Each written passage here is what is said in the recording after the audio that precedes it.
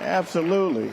Now, before we get the show on the road, we have a number of sponsors that we need to thank, because without them, there is none of this. We're not doing any of this. So it's very important to acknowledge, those that are making it very possible for us. Now, I think you may not know that this is Operation Hope's 30th anniversary, right? And I want to give an acknowledgement to Wells Fargo. Is Wells Fargo in the house? That's right.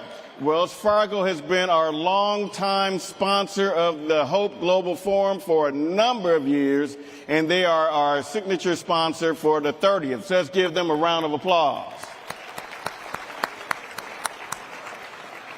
And we have another great partner, a great sponsor that is playing a big role in allowing us to provide this great event. It's Truist in the house. I know they're in the house. That's right. That's right. Allison Robinson and the team. Now, Truist not only is one of our great partners and big sponsors for this event, but they are our largest partner with the Hope Inside Network, soon to be 50 locations that is going to serve over 1,000 branches. Right? Right? So let's give Truist a round of applause. So happy for you to be in there. Got their A-team here. That's what I'm talking about. And then we also have another great sponsor of ours who's been with us for a number of years, and that's Huntington Bank. And so Huntington Bank is a premier bank sponsor for us. And let's give them a round of applause, because we work with the learning management system through Huntington Bank. And because of that ability, the 1 Million Black Business Initiative is educating a number of black-owned businesses with the use of our learning management system. So we have an incredible event for all of you. And, from the pitch competition, which we're very excited about, but there's so much more. And so we're going to be providing some scholarships and some grants tonight. I thought Jerry Maguire, somebody said, show me the money. So we're going to be showing some people the money tonight, okay? All right. So everyone, let's have a seat. We're ready to get this show on the road. And let's get this party started. What do you think? And we have a video presentation for you.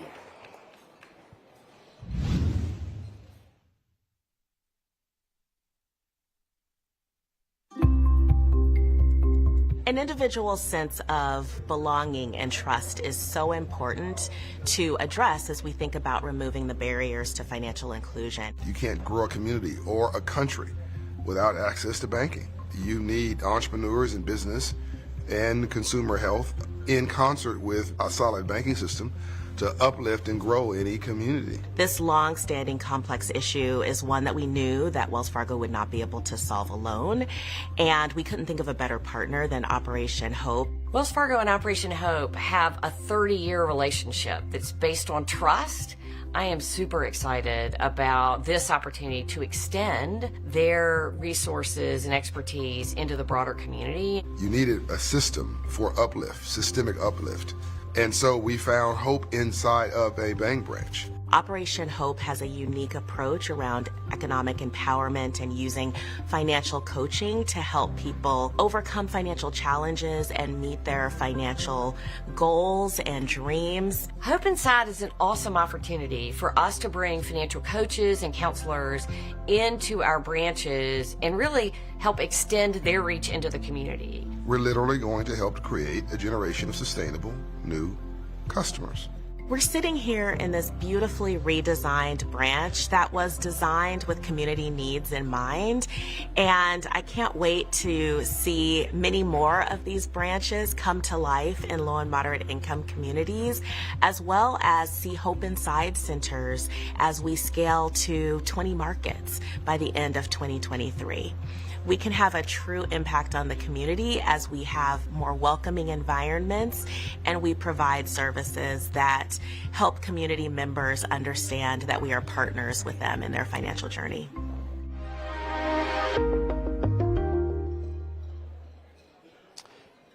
At this time, we want to have a very special person from the Hope Army, one of our Hope financial coaches. I want you to know that through our financial coaches, everything happens. So we have someone special that's going to join us to talk about her testimonial. So at this time, I'd like to introduce Michelle Pillow, one of our Wells Fargo Hope Inside coaches. I see you, Wells Fargo, over there in Stone Mountain.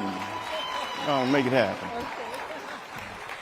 Good evening, everyone. My name is Michelle Pillow, and I have the distinct honor of being Hope Inside's 200 coach inside of our 200 location, Wells Fargo, in Stone Mountain, Georgia. We celebrated our grand opening on October the 19th of 2022, and that is so special to me because, to be really honest with you, it was just a few days before that grand opening that I realized that this was not an accident. You see, my journey started 12 years ago when I moved to Atlanta, Georgia, actually to Stone Mountain, Georgia, from Chicago, Illinois. I was in a marriage, gone bad, I mean really bad. And I knew I was going to leave, but I had planned to leave like a year before I actually left. I had worked on my degree 2 years prior to coming here, thought I'd get another degree, and then I was gonna go. However, situations happened and it became necessary for me to leave right away. And I told my daughter, we have to go and we gotta go now. So we left. I had 2 kids in college, a 14-year-old daughter in high school, and I sold all the furniture that we had in the house. I don't know what he said when he came home. There was no furniture. And I think somebody gave me like $600 for $3,000 worth of furniture. I packed everything else that we could in our car, and we drove to Stone Mountain, Georgia, where my mother lived in a 1-bedroom, ant-infested apartment. I mean, literally, you would wake up in the morning and the wall would be covered with ants. Now, the reason that's so significant because it was actually maybe 3 minutes from the Wells Fargo that I work in right now. So I moved here. I was divorced. I had no job. I was financially challenged. Shortly after I got here, my car was repossessed. I had to tell my 2 boys who were in college, y'all gonna have to make it. You're gonna have to man up and do whatever it is that you need to do because I gotta take care of myself and your sister. So what I did was, I'm so thankful today for financial literacy because I was in that neighborhood. I actually got a job, I think, working customer service at home or something like that. They came on the phone one day and told me, we lost contract, the job is ending. I said, well, how much time? We got 2 weeks. Michelle Pillow, when we hang up this phone, you done. It's over. So, you know, I spent some time, you know, we go into low and moderate income neighborhoods to work. Like I said, where I was living was maybe 3 minutes from the bank that I work in now, teaching financial literacy. So I remember stepping outside, and I didn't go out that much because we were in the hood, and the girls in the hood said, why you out here? Because they thought I was bougie. And I'm like, well, I'm just hanging out. They said, no, you out here for a reason. So I kind of explained my situation. And they had some solutions, none of which I was very interested in, but they had some. One was stripping. Okay, well, thanks for the information. That's the only job information you have? It was. No, they had some other interesting things, none of which I wanted to do. So one of the girls said, look, I'm going to take you down to some office. They're going to give you some money and some food stamps. Well, no people told me that they were going to give me $250 for me and a kid. I'm like, how are we supposed to live off of $250 a month? And then you want me to come work for it too? So I decided not to do that either. I mean, at least I had a hairdresser's license. I could talk somebody and let me get them a perm, you know, or something. Hey, I was like 4 perms a month, you know, or something like that. But I didn't take any of their solutions, but there was a lady at my church who invited me to a financial literacy class. And this is why I know the power of financial literacy. You know how the Bible says, God said he was going to give them the power to get wealth? But my power came from the financial literacy class that I took. Now, I had to tell you how bad it was to help you understand how good it is now. Because I did eventually, to be honest with you, when I lived in that neighborhood and in my mother's apartment, My plan was to get out and never come back. I had no intentions. Now people are like, you gonna move a little closer? No. You know, maybe a little, but not too close. But I will tell you this. I took this financial literacy class. My car had gotten repossessed. I was at the buy here, pay a heck of a lot here place. You know, they say buy here, pay now, pay here. No, it's buy here, pay a whole lot here. 24, 26% interest. I have been there. And the financial literacy class, when I got there and the lady began to teach me about money and about credit, I think I had 6 credit cards. And I really didn't know how to manage them. In fact, she asked me to tear them up. And I told her I was not tearing up one credit card. I need these cards. But when she talked me into calling the credit card companies and asking them how much interest I was paying on each one of them credit cards, I'm like, 28%? Are you serious?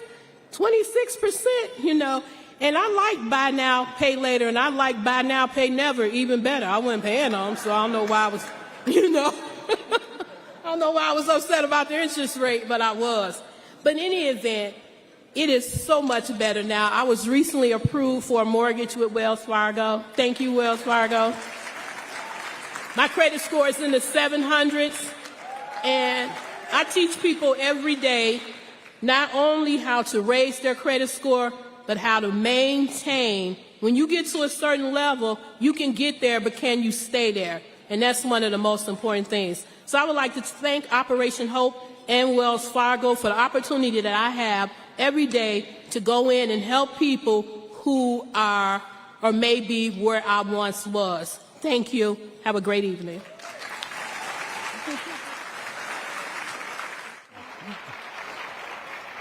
How you like that? That's what it's all about, right? Making change. We're very excited. Thank you, Wells Fargo. And Michelle is doing a great job as one of our Hope Inside coaches there in Stone Mountain. So, ladies and gentlemen, please allow me to welcome from Wells Fargo their head of diverse segments and representation and inclusion, Ms. Christy Fargo. Come on out, Christy. Give her a round of applause. And the man and the reason for why we're here for 30 years, it's his vision at Operation Hope. Founder, chairman, and CEO, I'm in trouble, CEO John Hope Bryant. Love it, man. Hello, Atlanta! Come on now. The Bible suggests be hot or be cold. If you're lukewarm, I'll spat you out. Translation, even God does not like mediocrity. Come on now, act like you're meeting your wife or your husband for the first time, or your new employer. Somebody giving you a loan for your first time. Hello, Atlanta.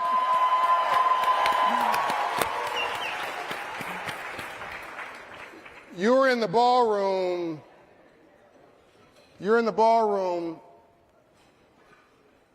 That Dr. Martin Luther King Jr. and Andrew Young, who will be with us tomorrow, he was just with us early tonight, held their last planning staff meeting in before he went off for the Poor People's Campaign and unfortunately in '68 was assassinated. You are in the same ballroom. Wow. Everything we do the next 2 days is intentional. 3 days. It's intentional. It's about you. Now, I have a little bit of a problem. When Christy was introduced, she walked out and you like, let me explain something to you. Let me break this down. Wells Fargo Bank has almost $2 trillion in assets. In 170 years, she's the first black female ever to report to the CEO and the executive management team.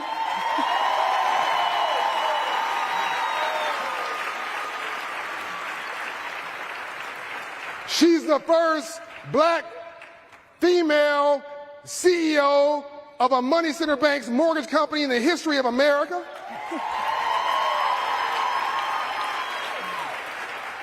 She's the first black to be female to be CEO and chairman of the Mortgage Bankers Association. And they just gave her another job at Wells Fargo, which I don't understand, which has this complicated title, the head of diverse segment, basically head of black and brown folk stuff. And because of her and other work, you got also other sheroes in the audience from Wells Fargo. Darlene Goins is here somewhere from Wells Fargo. Stand up, Darlene. Stand up. The Black Inclusion Initiative. You've got change in America, and it's sitting right here. Like we're in church. Oh no, we're going to have some church. It is Sunday. We can say amen. It's amen. I don't want you to be casual about this. The next movement is about opportunity. First Reconstruction, freedoms, 1800s. Second Reconstruction, access, 1960s. Third Reconstruction, opportunity, 2020, 2030. You're living in a moment in history, and you're meeting history makers. From the civil rights in the streets to civil rights in the suites. So let's have a conversation. Let's do. I'm not going to be easy on you. Okay. Because Wells Fargo's got a complicated history. Indeed. We're turning a corner, rainbows after storms. You're part of that, and I commend Charlie and Bill and all for the changes they made. And to pick you was an interesting selection because they could have gone safe. But you are what I call a real sister, S-I-S-T-A. Tell us about mom and dad. Tell us about you, the real story. Well, so I'd like to tell people I am the daughter of a track coach and a stay-at-home mom. My father has the distinction of being the first black head coach to lead a Division I major university. He was the track coach at the University of Arizona. And so, yeah, we can give it up for Dad. So my father was named, so I was born in Compton, California. Yeah, straight out of Compton. So my whole family, both sides, grandparents, aunts, uncles, cousins, everyone's in South Central Los Angeles. And so went from 99.9% black in Compton to Tucson, Arizona, which was 99.9% white. So my upbringing was traversing both worlds. So I wasn't, after, like when we'd go back to Compton, they'd be like, well, why do you talk funny? And it was like, what do you mean how I talk funny? And so, after a couple of days of being there, I'd pick up my South Central slang, and my mother would be like, don't you change for anyone. You be who you are. And so grew up never being black enough for the black kids or white enough for the white kids. So I just learned to be authentically me. And however that kind of showed up and was. Now, my mother's here, Juanita Smith, sitting right here, whose credit score is 857, by the way. My mother says she's not black, she's green. I once asked Christy, my mother, if she's going to get married again. She divorced my dad over money. She said, yeah, baby, if I get married again, he's going to be a BMW. I said, Mom, don't be vain. She said, no, baby, a black man working.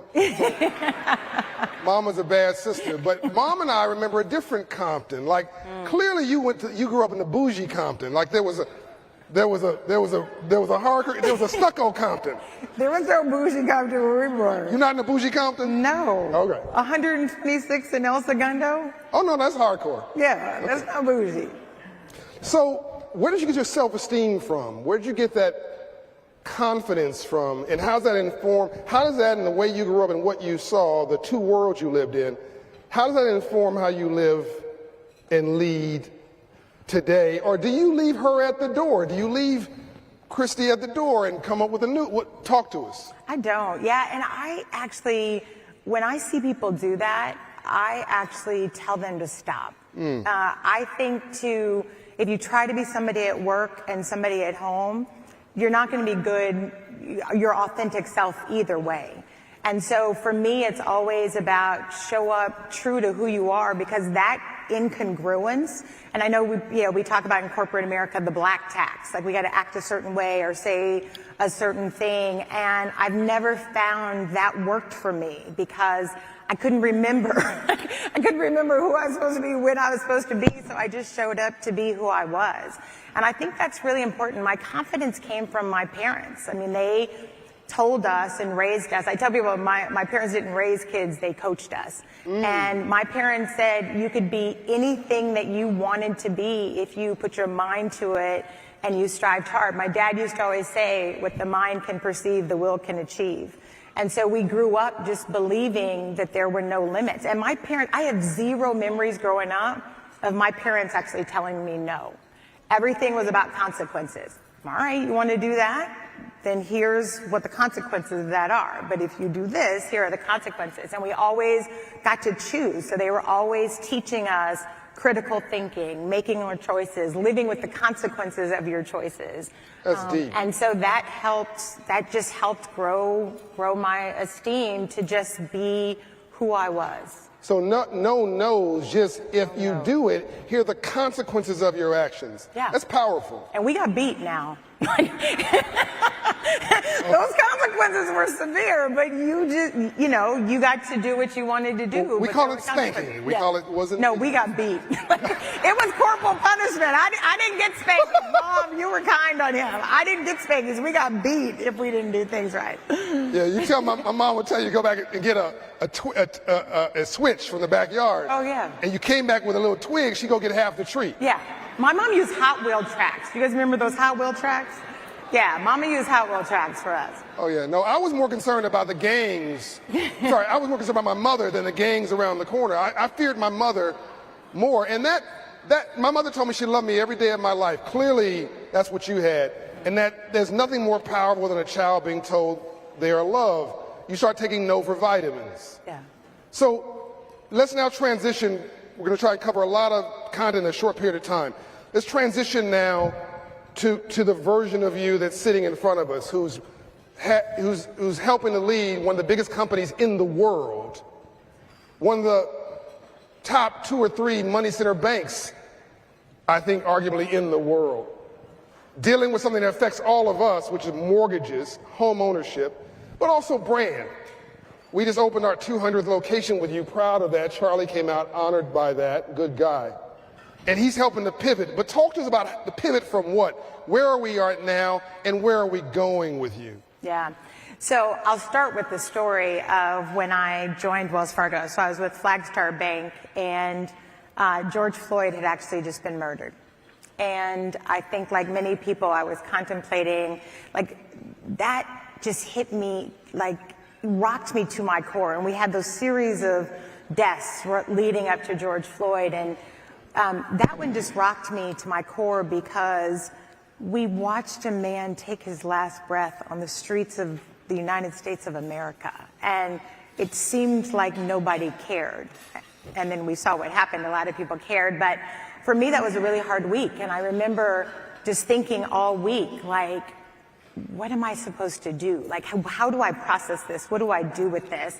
And, I was feeling I've had a life of this unbelievable opportunity and privilege, yet I'm a part of a community and race that, like, you can step outside and be killed for just being who you are. And I was struggling back and forth, and I remember just thinking and praying to God, like, what do I do? What do I do? What do I do? And I kept hearing, housing, you're where you need to be. Housing, you're where you need to be. But at the same time, how many of you, Pastor Mike Jr. had that song, Big? And every time I turned around, I'd be praying, and then I'd be in the closet, I'd come out, and Big was on the radio. I'd go for a run, I'd come out, and Big was on the radio. I just kept saying, what's up with Big? What's up with Big?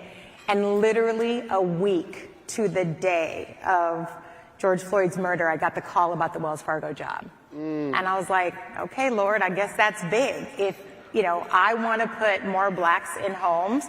Home ownership is still the single largest financial purchase many people will ever make. It is still the best pathway that we have to wealth and generational wealth.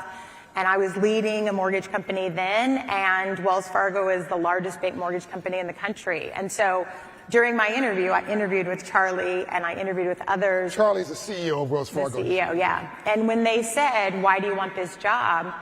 I said, I want to put more black people in homes. And I was thrilled that their answer, every person, yeah. Well, and I was thrilled, thank you.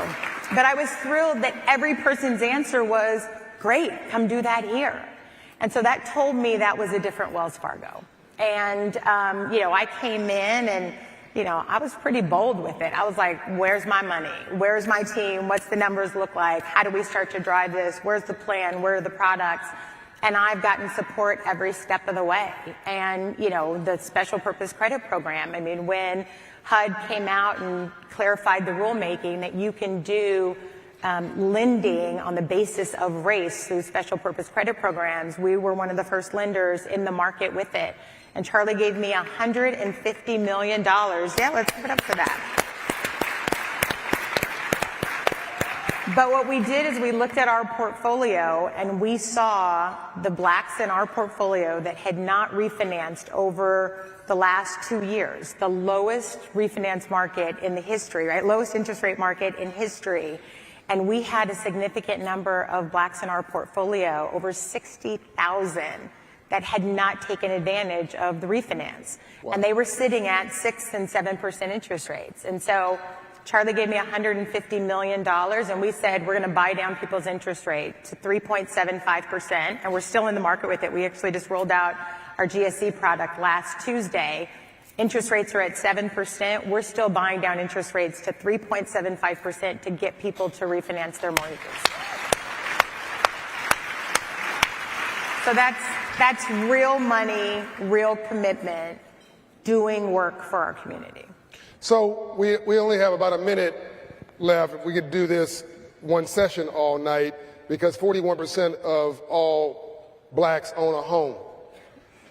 I want that to sink in with you for a minute.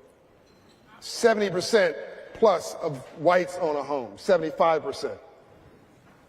Every group does better than us. The number one way, if you don't remember anything tonight, remember this. Go home and tell everybody you know. The number one way to build wealth in America is home ownership. Yes. My grandmother on my mother's side was a slave. My mother owned my great-grandmother. Grandmother owned a shotgun shack. My mother owned 7 homes. I own 700. That's not an accident. That's role modeling. Yes.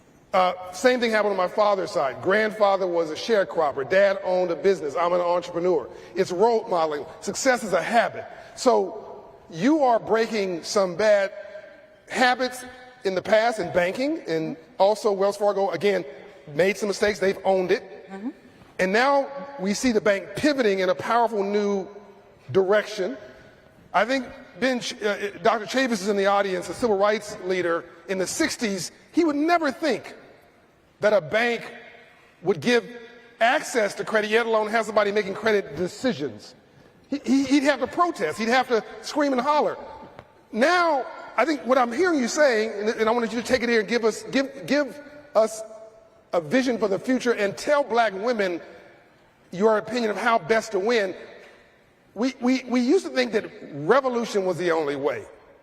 What I'm hearing you say, come inside and let evolution be another way. Right or wrong?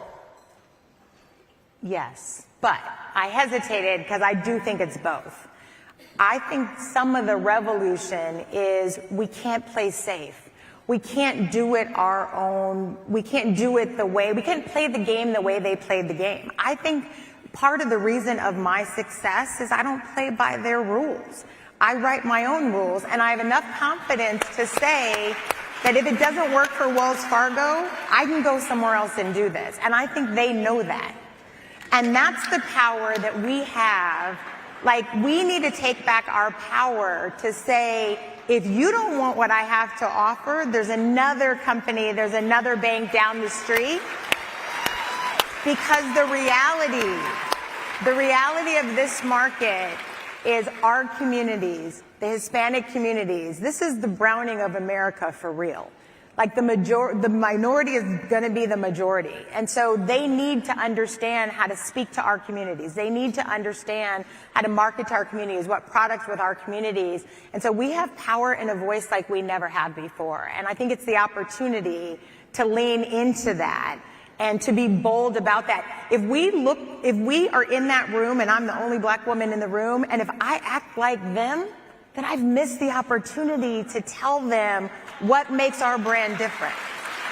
And so that's the opportunity that we have, is when you're in the room, show up authentically who you are. Bring a different voice. Bring something different, and they'll listen to that, because it is all about the green. Yeah. And if I have the best idea about how to advance additional business for Wells Fargo, that's an idea that they'll listen to. It doesn't matter that it's coming from a black woman. So I think that's the opportunity that we all have, is when you're in the room, be intentional and make your voice count, and don't play it safe. That's the little revolution piece I think we still need to do.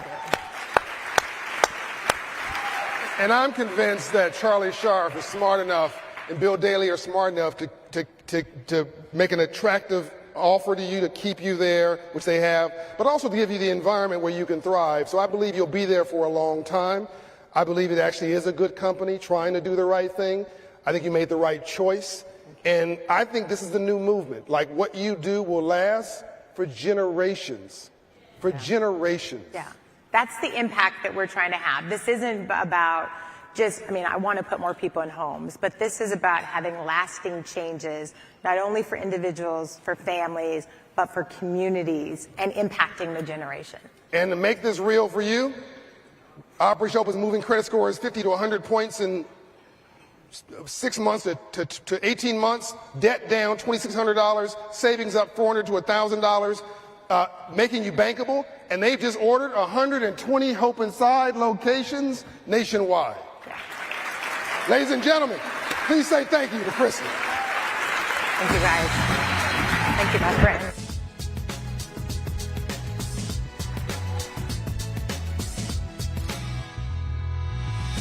Please welcome to the stage award-winning journalist and evening anchor for WSB-TV, Karen Greer.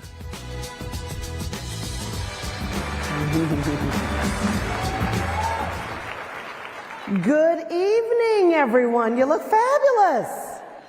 What a night. You guys are out on a school night. You ready for this? Yes, this program is going to be remarkable. Just all the people that are going to be here. You're going to have a wonderful time. Thank you, thank you, thank you. It's so good to be back at the Hope Global Forum and to see so many of you out there, so many friends, so many people that I've met since doing this before. You know, in 2020, Operation Hope launched a bold initiative, and that was to grow 1 million black businesses by when? 2030. 1 million new black businesses by when? That's right. The partner to sign on for this, Shopify, with a 10-year commitment. In a moment, we're going to watch some of the best entrepreneurs from around the country compete for cash and some other prizes. But first, we have someone very special we want to welcome to the stage, Mr. Brandon Davenport, head of Equitable Commerce Initiative for Shopify. I went that way too.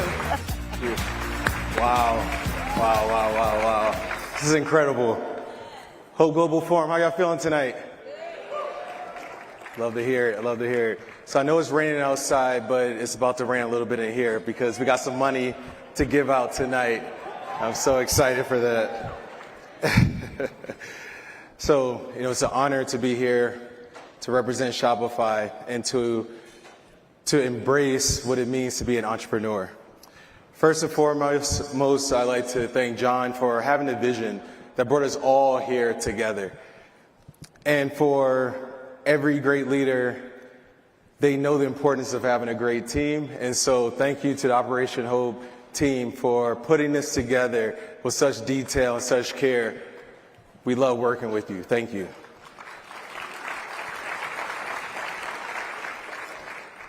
Back in 2020, at the heart of the most recent widespread advocacy for racial justice in this country, John had a vision. And he saw an opportunity to advance people in this country through entrepreneurship. The call went out for corporate participation, and because of the mission-aligned nature of that vision, Shopify answered that call. Shopify is a company that's making commerce better for everyone, and out of that, the 1 Million Black Business Initiative was born, an effort to create wealth, prosperity, and self-actualization. And we are proud to celebrate year 2 of this 10-year commitment. I am head of equitable commerce at Shopify, and my team leads Shopify's commitment to achieving the aims of the 1 Million Black Business Initiative. Our mission for our equitable commerce is to make successful entrepreneurship more accessible for Black and Indigenous entrepreneurs. In order to make commerce equitable, however, we must first acknowledge and then address the barriers that drive inequality, like lack of access to capital, mentorship networks, and location. And just like the people you're about to hear from in a few minutes, I too am a business owner. And I understand firsthand the challenges we face as Black entrepreneurs to start, build, and scale our businesses. But I also know firsthand our collective superpowers, being resourceful, relentless, setting the tone for the culture, and our deeply rooted connection to our community. Black businesses are winning, and they will continue to thrive. And today we celebrate successful entrepreneurship. But now imagine a world where we've eliminated the systemic barriers and leveled the playing field.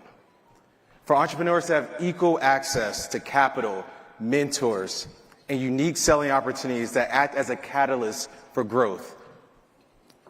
While we can't change the course of history, we can do the work to make commerce better for everyone today, and we are. Let me not be mistaken, however. What we're talking about is not charity. It's a sound business strategy. Because when Black businesses are successful, as Americans, we are all successful.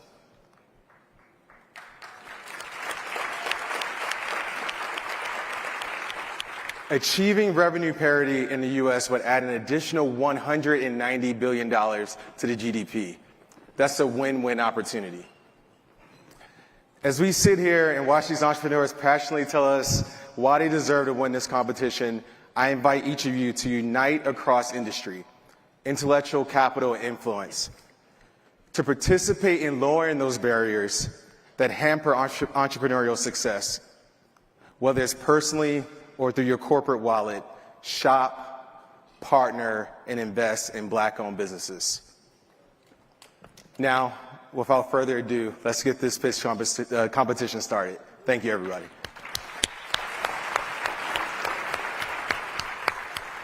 That's right. Let's do it, Brandon. Give Brandon a big another round of applause. Thank you. All right, we are going to get this competition started, so please welcome back to the stage the man to make it happen, Mr. Lance Triggs.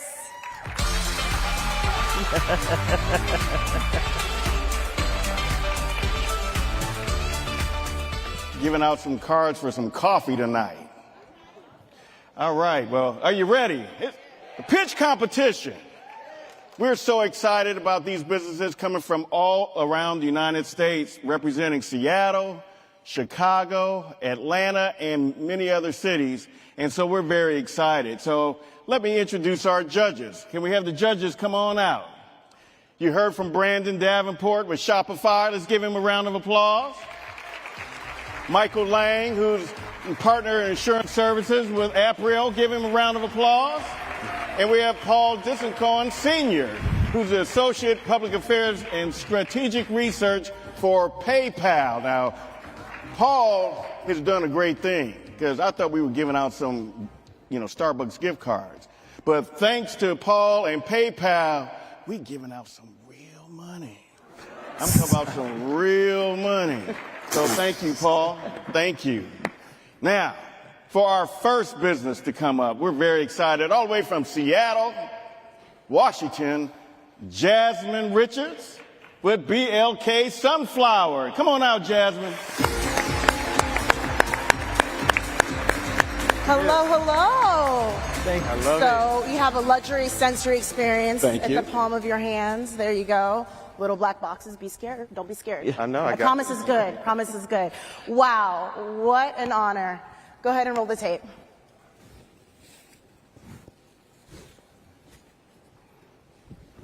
It's a beautiful box. So never in a million years would I have thought my pandemic project would bring me to a space like this. Like, I remember going to pick up my son from school, and they said, listen here, keep him. You can't bring him back. I'm like, what? Who's supposed to watch my son while I work? Like, that's what you guys are supposed to do. So I managed to pull myself away from my 16-hour Netflix binge and then DoorDash, box wine. I was like, I have to do something. Money's getting low. Maybe $500 in my bank account. I made these candles a few months prior, and I was like, what do I have to lose? I am going to put these candles up on a website. Maybe took me 48 hours, no experience, Shopify website at that, right? And it managed to work well. So I launched Black Sunflower April 2020, and it exploded. And I quickly became a fierce competitor in the candle market. I cleared $300,000 in just 18 months, was featured in multiple publications, over 50 publications at that, multiple interviews. Like, I never thought that this is where I would be. And here's the thing, if it was not for Shopify, Operation Hope, 1MBB, Shopify Capital, I would not be where I'm at today. As of today, I have paid off over $70,000 in Shopify loans from my business, which is crazy. But the bigger Black Sunflower got, I was like, hold on. I need to be able to help more people. And so June 2022, yeah, that month, I launched Black Sunflower Business Academy, where I help small businesses start, elevate, and grow. But one thing remains consistent. If you are running all the hats in your business, you cannot be efficient. One of the biggest game changers was when I started using a fulfillment center. And that fulfillment center actually allowed me the opportunity to do all the things in my business. And in just 3 years, I generated 7 figures for the Black Sunflower brand. So my goal is to create small business-friendly fulfillment centers, and our focus will be on reliable packing, storing, and shipping for small businesses, and especially candle makers, because by 2028, it'll be a $9.8 billion business. And now listen here, when I see problems, I don't see them as problems, but it's an opportunity to change processes. As we know, youth violence is an urgent crisis that historically stems from lack of economic opportunities, right? So intervention rather than detention and suspension is also known. So you know what? That's how we get our youth to expand their minds. So instead of sitting idle, because we all know what happens with an idle mind, right? Our fulfillment centers will be operated by our youth, with the first one right here in Atlanta. So we want to work with social emotional learning programs within the schools and other programs that are already doing this, because no use in recreating the wheel. But we want to create a curriculum that is transferable to show these young adults that you can start a business with little no revenue, as I did with Black Sunflower. $500 in my account maybe when I launched it. And on top of that, they'll also have the opportunity to work on their self-management, responsible decision-making, right? And relationship skills. So with our small business fulfillment centers and our youth business training programs, we will have the opportunity to not only give small business owners, as well as our youth, an opportunity to shine. Because you know what? After all, it does take a village, and we all have the ability to evoke change, inspire, and make things happen. Thank you so much for this opportunity, and I appreciate your time. All right.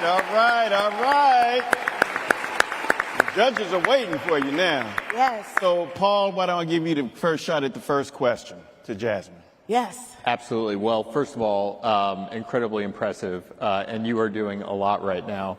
I suppose my first question is, how are you balancing both growing your business while also managing the very important social impact work that you're driving? Well, I would not be here if it wasn't for the opportunities that were presented to me. So balancing it out, I will not be here and I can't continue to move forward unless I give back. So one of my main things within my business and how I operate and run, I have a team that helps guide me along, as well as, like I said, if you wear all the hats, you can't efficiently grow. That's the hardest part, is finding those right team members, but no one can work with me unless you have the same heart and you're willing to create change and make things happen. So finding a team that has the same beliefs, goals, and drive to put people in rooms to help them grow, that's me. That's great. Thank you. Awesome, awesome. Michael, let's go to you next. Yeah. First, fantastic story and mission that you're on, and loved hearing about the growth in the first 18 months of your business. Yes. If I looked 18 months moving forward, what does success look like to you, and what's it going to take to get there? That is an amazing question, because just 3 months ago, I had to sit back and I had to redefine what my definition of success was and manage my ambition. So that was a great question that you had first off. So one of the things that, I'm so sorry, may you repeat your question? Yeah, so just looking forward in the next 18 months. Yes. What does success What's look success? like for you? Success is being able to say that I put opportunities in the hands of other people and allowing them to be in the position that I'm in.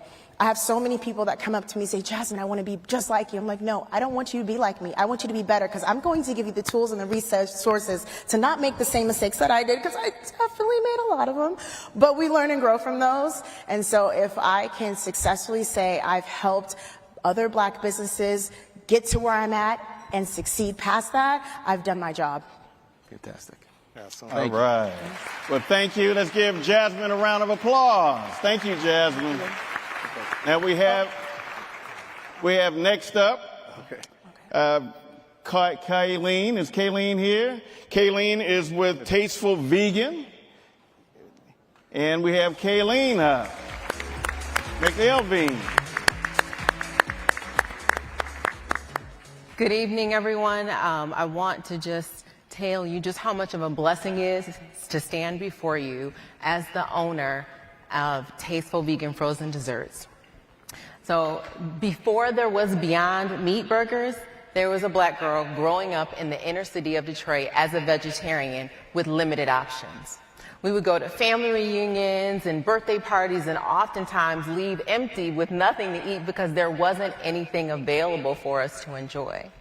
But I was very fortunate and blessed to have a mom who never wanted her kids to be without. And so she was very innovative in teaching us how to transform meat dishes into plant-based feasts. And so with that information, I took that and began to share that knowledge with others. And in college, I started my first business as a vegetarian catering consulting, helping people that deal with health issues and celiac disease develop recipes that would be able to help them to eat healthy. And as that continued to grow, I wanted to give people a tangible way to learn how to eat healthy. And so I authored the Daniel Feast in 2018, which is a plant-based cookbook. But it just wasn't enough. And so I realized, especially in the pandemic, in the midst of a time where everyone is grasping for a sense of normalcy, I wanted to provide a game-changing solution of health. And I thought one of the easiest ways to do that was through ice cream. And so in July of 2020, Tasteful Vegan launched serving top 8 allergen-free and naturally sweetened frozen desserts. And so we started with freeze pops and ice cream bars, and we started selling them in the farmers markets. But within a few months, we grew from the farmers markets into health food stores in West Michigan, including Harvest Health Foods and Meijer stores. And so knowing that as a business owner, to get to the next level, education is required. And so I participated in Operation Hope's 8-week entrepreneurship program just last year. And this year, I opened the very first dedicated top 8 allergen-free ice cream shop in the state of Michigan. And it has been, thank you, it has been an amazing blessing. We've had customers come as far as Denmark to be able to receive that. And we had kids and adults who've come to the ice cream shop for the very first time because they weren't able to because of celiac disease or nut allergies. Because we have a dedicated allergen-free facility, it's a safe haven for people to come and enjoy ice cream. And so I ask you and I invite you to invest $250,000 into Tasteful Vegan so that we can secure our operating space and continue to purchase the necessary equipment for the demands of the stores that are asking to bring Tasteful onto their shelves. We are growing in the number of stores that we have in Meijer and have an invitation from Whole Foods.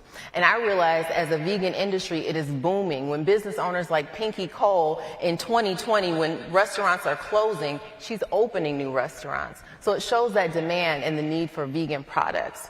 And I desire to see Tasteful Vegan be the first nationwide chain of ice cream shops that bring generational health to our communities. Thank you. All right, all right. Oh, it's starting to heat up in here now. So, Brandon, we'll give you the next question for Kayleen. Awesome. Great presentation, and thank you so much. So, there's a debate that product is the thing that sort of drives the business forward, and some say that it's branding. Can you tell me, I'm a product guy, can you tell me how do you go about the process of designing, developing your products, and how do you know that it's going to be successful once you launch it? That's an excellent question, especially because I have a vegan product. Because sometimes, especially when I opened up the ice cream shop, I almost didn't want to tell people it was vegan because they're like, "Oh, it's going to be disgusting." So it's been cool when people didn't know and they tried the product and then they came back like, "Oh, it's vegan. I like it." You know, so it was really the product sold itself. And then from there, customers began to, they did the branding and the marketing for me by sharing their stories. And that really helped the product to grow and reach more. Cool. Thank you. Excellent, excellent question, Brandon. Paul? Yeah, so again, incredibly impressive pitch, great story. Thank you. My question was actually along the same lines. As you expand into more stores and your product is standing up to other products next to it, how do you keep that personal touch of your brand and your story to connect to customers? And that's one of the things I think is most important to me because the people that follow the brand, I call them my Tasteful family. And I always want to make sure that I'm involving customers, so I invite them on my website to offer suggestions for maybe different ice cream flavors that they have.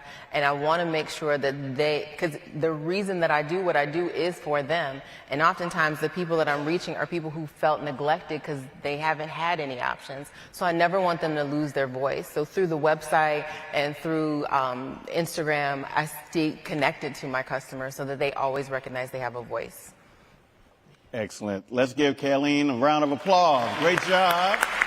All right. We're at the midway point. We got someone all the way from Chi-Town here. Get some love for Chi-Town. All right. Well, we have the founder and designer for Admireware, Joshua Dixon. Let's give him a round of applause. Come on out, Joshua.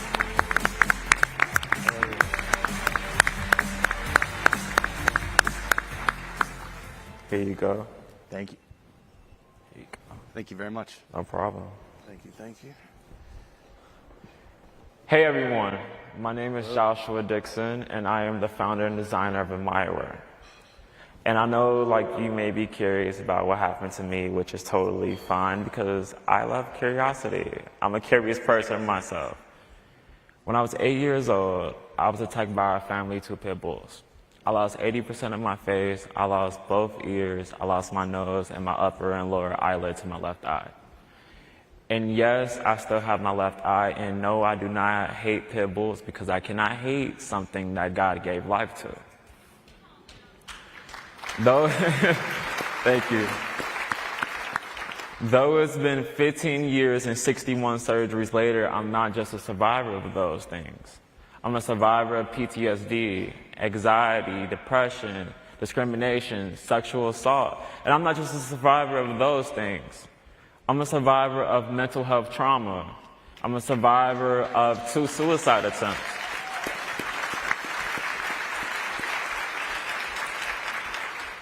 It wasn't until a few months into my recovery from my December 2020 suicide attempt where my counselor introduced me into the power of affirmations. And after that session, I was going downstairs looking into the mirror, and I was about to do what I do very frequently, is judge myself for my flaws. But this particular time was the first time that I actually enacted love onto myself after the accident. I said, I admire you for not giving up. That we got this.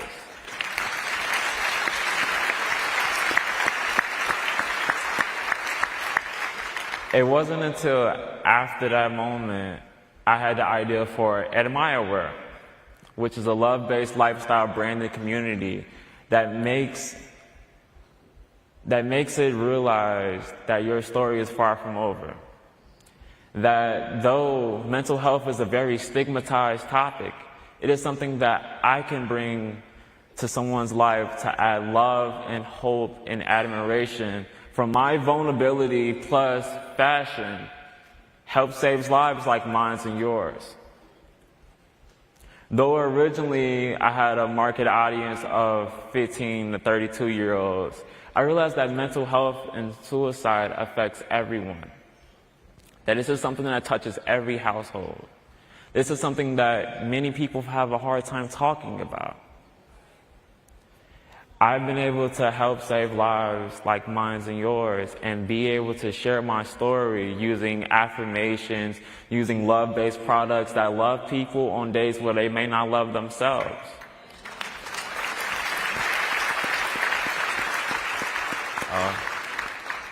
And even though it's been 15 months since I started AdmireWear, and it's just me, but I make all of the clothing out of my room.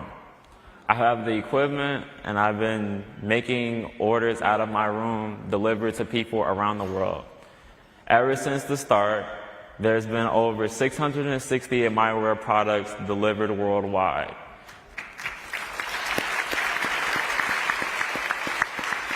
Reaching over 330 orders total so far. But with my social media platform touching over hundreds of thousands of hearts combined on both social media platforms. And I don't think of AdmireWear customers as customers. I think of them as family. They're admirers. They're all people who have survived, who have been through something. And we're all survivors in our own way. Everyone in this room has survived something. And that's something that I'm bringing to the table, is that fact that we all have something in common. Though we are different, we can find common ground. And that's how we can help save lives. It's been 15 months into AdmireWear. I have generated over $20,000 in gross revenue with a profit margin of 49%. And most of my sales, 98% of my sales, have all been sourced organically through making online social media content.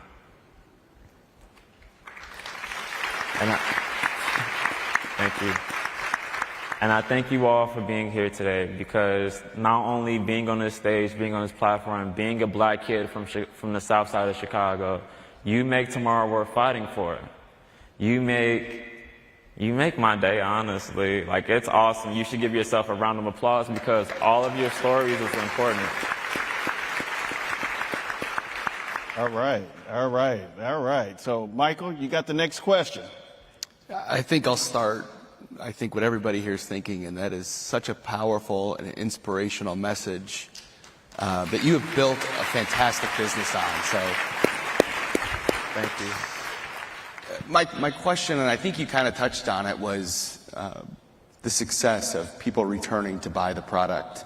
As you look forward at your strategy, what is your marketing strategy to keep people in the AdmireWear ecosystem, to keep them coming back? Helping people feel inclusive, helping people know that their story is valuable, that they deserve to be heard, allowing people to not only get those cards, which they can use to give someone else who may be struggling, but allowing them to create conversations that we're not having enough of. I plan on in the future not only being able to move AdmireWear outside of my childhood bedroom where I fulfill stuff, but be able to move into a warehouse space that will have pop-up or retail space capabilities to where I can invite the community in and we can all have these conversations, but also be able to wear our love on our sleeves or on our heart. All right. Thank you, Mike, for that question. And one last one, Brandon. Okay. Thank you for sharing your story and what inspired you to start your company. The beauty about being able to pitch thousands of people, and this is for each entrepreneur here, is that you'll now have a lot of new customers. So thank you, everyone, for supporting these businesses. I guess I don't really have a question yet, just make sure you guys do that, but I guess more so, how beyond the folks here tonight do you find your customers? Or not your customers, the family, the Meyerware family, how do they shop you and learn about your brand? Just making videos about my story. Understanding that though all of the trauma that I've been through, like it's been 15 years and I've endured things that no one in 15 years should ever endure. But somehow God saved my life from that suicide attempt to help save others. And so making videos, by making videos and content and also asking them for feedback, allows me to not only create the conversations, but I'll also talk to them very frequently. I'll talk to my customers, communicate with them, be a person who they maybe could reach out to if they want to create the conversation or they may be having a bad day. I have actually saved a few people from having a crisis by just by being available, which is something that we need in our community, is for people to be available just to listen. And before I finish, the one thing that has been really helpful is that I've been taking classes myself. Psychology classes, mental health classes, classes on suicide prevention, allowing me to educate myself so that I can better help anyone or be able to create the conversation with mental health literacy so that people can feel more inclusive and feel like they have a plate at the table rather than just having a seat but not being voluntary to the conversation. Thank you for the offer. All right. Thank you. All right. Well, let's give Joshua a round of applause. Thank you. I want some of those shoes. In the shoes. All right. Now we're down to our last contestant. And so we have a husband and wife business owner coming up. And so at this time, I'd like to invite Stacy Howell and Hollis Howell, the owners of Woodhouse Spa. Let's give them a round of applause.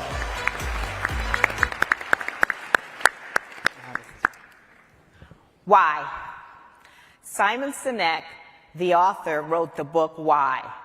And in this book, he leads us to discover why we make the choices and decisions we make.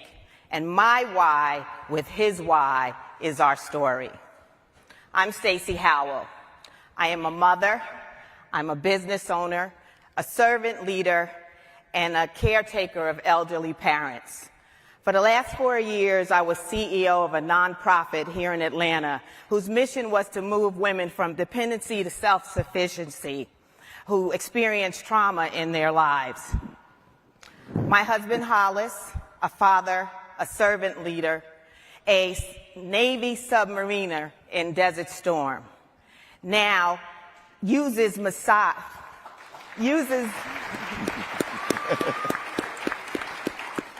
He's careered in cybersecurity, but uses massage as part of his recovery for his damaged knees. Why? Because he took an oath to serve and protect, and in his sacrifice, he stands for good health and wellness as an ambassador. Together, we opened up our dream business, a Woodhouse Spa in Buckhead. It is an alternative to the hotel spas, and it's a luxury spa. You see, for the past 3 years, we lived through a dreadful pandemic. We were surrounded by fear, and the fear was politicized. We were in a state of confusion in the midst of losing lives. We were caused to isolate, quarantine, and simply rethink how we socially interact and socialize with our coworkers, our neighbors, our friends, and loved ones. Studies have shown that social isolation increases the risk of depression, cognitive, and physical deterioration.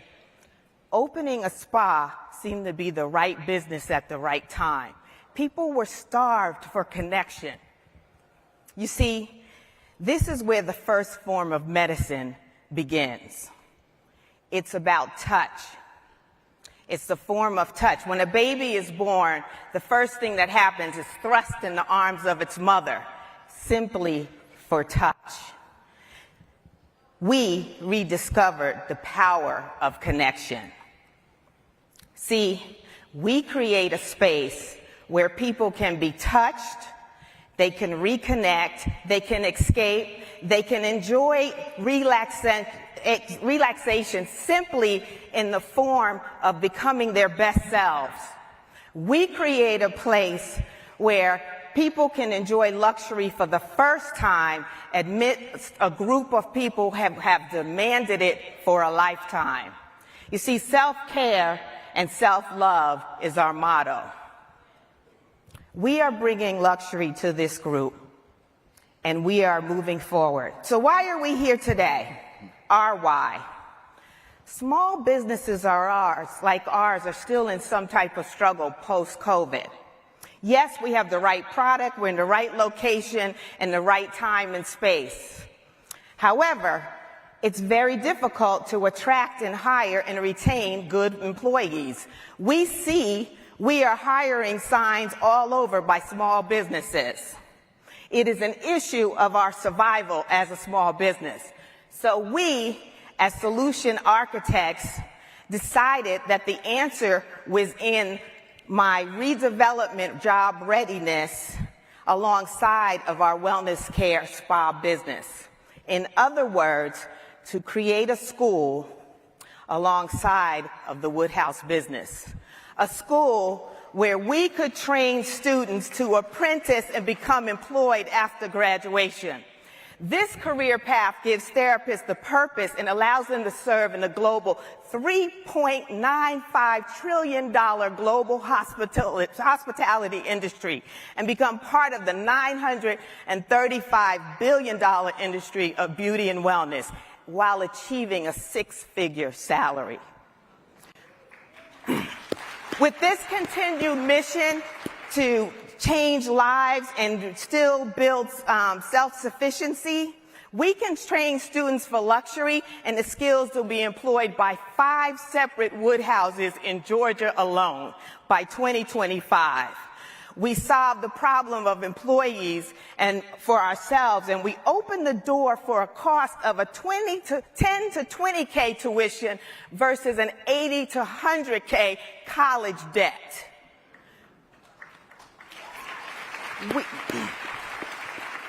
We make an impact in the labor market with skilled employment and growth for underserved populations. The market in Georgia predicts a 28% job increase in massage therapy versus the national average of 22%. This tells us we're in the right market at the right time. We can empower and we can teach self-care one individual at a time. Healthy individuals make healthy communities. So I close with another book that I enjoyed by Simon Sinek, Better Together. Partnerships are the key to success. We're looking for partners to help create our school. It would take $100,000 to help us get there. This project helps us to continue on our commitment to empowering others. Who will join us? Who will join in our why? And why? Finally, in the words of my husband, legacy. Legacy is standing on the shoulders of others while we pave a way for those in our wake. This is my sailor. Thank you very much. All right, all right. So, Paul, we'll give you the next question. As you receive your gift. Thank you. Thank you very much. Thank you. Thank you for your service, too. So my question, obviously we've just come out of dealing with a really tough crisis that had a huge impact on the economy. We are now facing rising prices, growing inflation. Families are having to make tough choices about what to cut out of their budget. How do you plan to, in the next 6 months to a year, continue to retain your customers, reach out, grow your customer base, and encourage them that this is a really important part of their lives? I think what we learned about the COVID, there's always a silver lining, and that's how my spiritual mindset goes. We saw the problems, but we also saw families spending more time together. I saw mothers and daughters walking. I saw families riding their bike together because we took a pause, and we had to. And I think we learned that self-care and self-love is important, and that's why we had this great resignation. And that's why we're struggling. So we give discounts. My staff is committed to doing volunteerism twice a year, every 6 months, and we pay for that because we believe in being part of the community. But we'll do discounts and programs and everything. But our real main thing is to advertise in social media. You got to take care of self first. Put that mask on when you get on the plane. You can only put yours on before you can help somebody else. We work in stress, but we don't take care of ourselves. All right, all right. Well, let's give Stacy and Hollis, Woodhouse Spa, a round of applause. Thank you. All right, now our judges are going to go off stage, and they're going to go ahead and tally up the votes, and then we're going to make the announcements of the winners. So, Mic's off. All right. We can leave that here, probably. And then we also have an additional surprise by Shopify, which Brandon's going to mention in a second.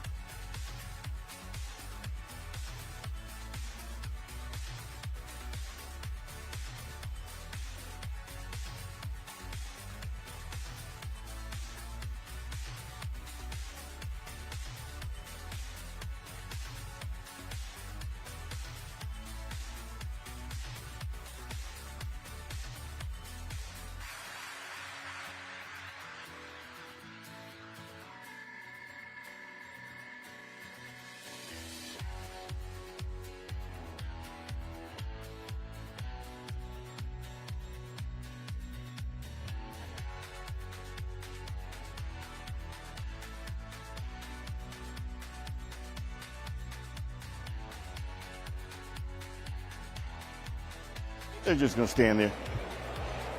All right, we got some announcements. Oh, my goodness. Oh, boy.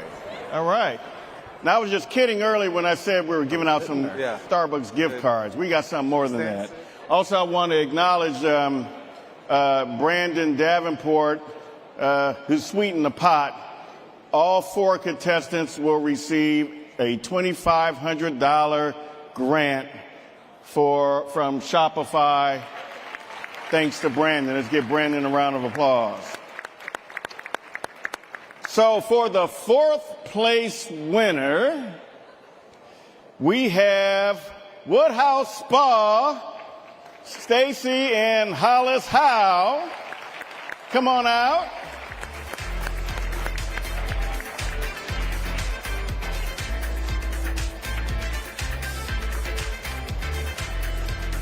And not only they get this certificate of achievement and $2,500 thanks to Shopify, but thanks to PayPal, they get another $7,000. Right, that's what I'm talking about. Okay, in third place, we have Joshua Dixon with AdmireWear. Come on out, Joshua.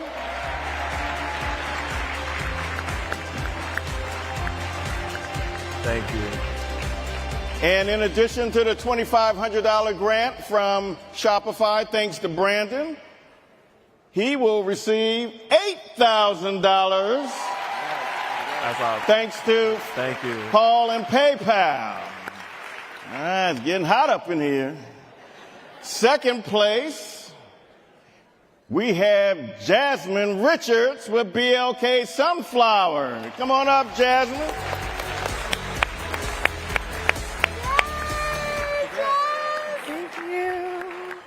And in addition to the $2,500 grant, thanks to Shopify, Jasmine, you get an additional $10,000 thanks to PayPal. Thank you, Paul.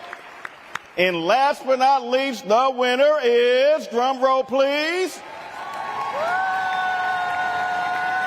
Kayleen McLeavin, who's with Tasteful Vegan.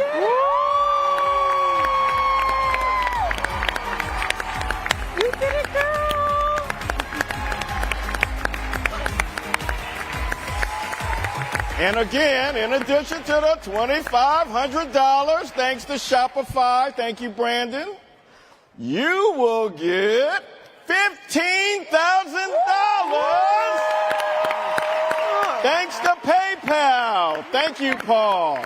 Let's give all the contestants and our judges a round of applause. Thank you. God bless.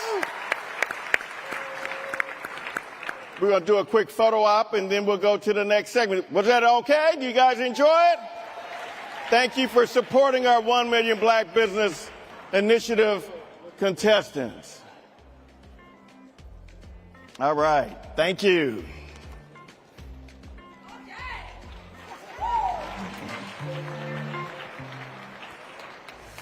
All right, my girl. Thank you.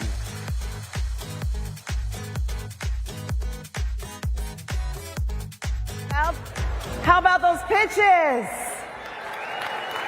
And how about those prizes? What a way to get started and kick things off. Congratulations to everyone. That was amazing. I enjoyed listening and watching the pitches. We wish them all tremendous success with their businesses. And I see a couple that I think I would definitely, all of them, I would definitely go in and try and support, right? Would you all support them? Yes, we've got to do that. That's the only way to make this happen. So many of you have actually attended the Crypto Summit. That was back in May. And we talked about the risks of digital assets back then and how to protect vulnerable communities. You remember that? All right. Well, I think we're on to a little something because all things have changed since then. We brought in some of the country's leading experts to actually give us the lowdown on where we are now. Comptroller of the Currency, the Honorable Michael Sue, and the man that knows all about it, Mr. John Hope Bryant. Let's welcome them to the stage.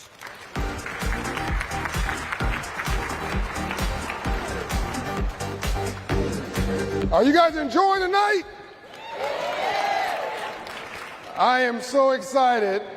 Dr. King, his last book was Where Do We Go From Here? And people forget that in the 13 years that Dr. King was in this movement, every day was not a I have a dream speech. Most of it was boring staff meetings and conference meetings and going to parent-teacher night and going to the grocery store. And he probably gave this I have a dream speech 100 times. Andrew Young tells me before the March on Washington. The one time that it all came together, we remember. But they don't realize all the other things that really took the moment to its moment, made the moment possible. It was all the background work. Where do we go from here on cryptocurrency, on technology, fintech, and specifically you and I had a conversation about 6 months ago on this stage at the first ever cryptocurrency summit of its kind. And people call me a bit of a poo-poo person when it came to crypto, and I wasn't.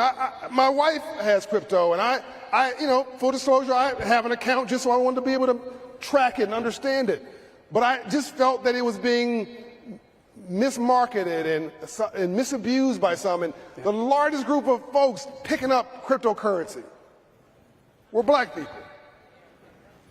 Poor, struggling, black and brown people using their rent money for something I thought was very risky. And you and I sat on this stage and had a conversation, and I want the audience to know this is the first federal regulator. Michael, the comptroller, regulates $15 trillion in banking assets.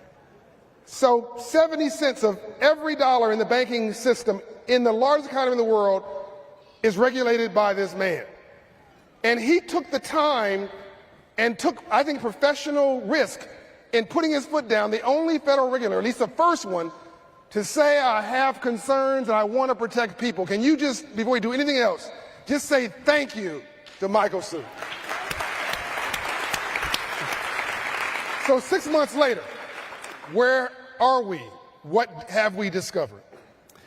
So I think what we're learning now is that gravity is asserting itself.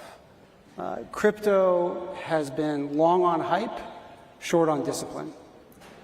And in any industry, that's an issue. In an industry where you're handling other people's money, that's a really big issue. And so we're seeing that play out now. And I think that there's more to come. There's more to come. We gave some warnings at a time where hype was at a zenith. Yep. What's happened in the last 3 months specifically that concerns you?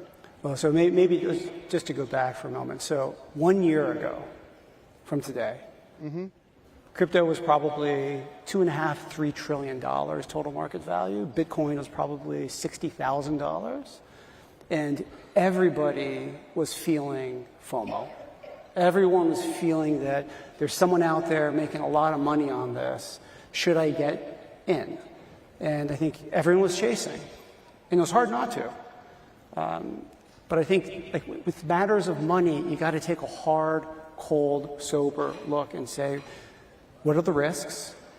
What's the upside? What's the downside? And is there discipline? Is there discipline that's being exercised? And I think in that space, there's very little discipline. And I think you're seeing some of the effects of that now. So one thing you told me when we were talking at lunch about 8 months ago was there were, if I'm getting this wrong, there were thousands of cryptocurrencies. Yep. Is the number 20,000? What was it? I mean, it depends on how you count them, but it was well over 10,000. Well over 10,000 tokens of various total of different tokens. And what percentage failed? I mean, so now you're going to stretch me. Like, a lot of them have failed. Some of the biggest ones, really, the cracks started appearing this past spring with the Terra Luna stablecoin, which was not stable. Collapsing, and then that taking down other things with it, and then most recently with FTX.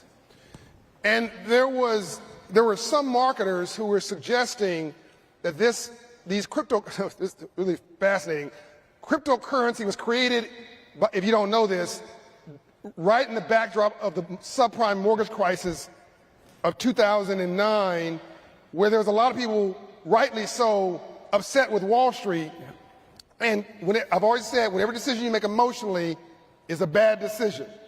And there were some emotional money movements that were a pushback against Wall Street and banking saying, we lost our money somehow in this subprime crisis, so now we're going to create an alternative system that has no connection to Washington, to the dollar, to banks. That's where this came from. Now I find it fascinating that certain marketers were then saying, we are FDIC insured or backed, or we're backed by the U.S. dollar. Am I mistaken about this? No, you're exactly right. So, but John, I think it's important. Your first point is really important. There has been mistrust of the traditional banking and financial system for some time. And that mistrust is not entirely misplaced. So you mentioned the 2008 financial crisis. That was a huge source of the mistrust. But even before that, for communities of color. The Freedmen's Bank. Right? Freedmen's Savings Bank. We've talked about that. For communities of color, for the underserved, the traditional banking system has not necessarily been there for them. And either you've got redlining, you've got predatory lending. So there's reason for folks to have been skeptical and to want to look for something else. So I think that needs to be acknowledged. Yeah. And like you said, Bitcoin gets created in 2009, coming out of the ashes of peak mistrust of the financial system. And I think it's no coincidence, Mr. Comptroller, that the very group that was discriminated against or taken advantage of or not taken care of from the Freedmen's Bank on forward, and which includes, by the way, understand that redlining didn't come from banks.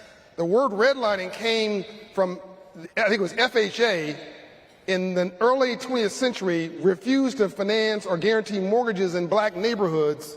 And because the government refused to guarantee the mortgage in the black neighborhood, the bank wouldn't lend on the mortgage in a black neighborhood. You follow me? It's really important to understand this. So the banks went, capital's a coward.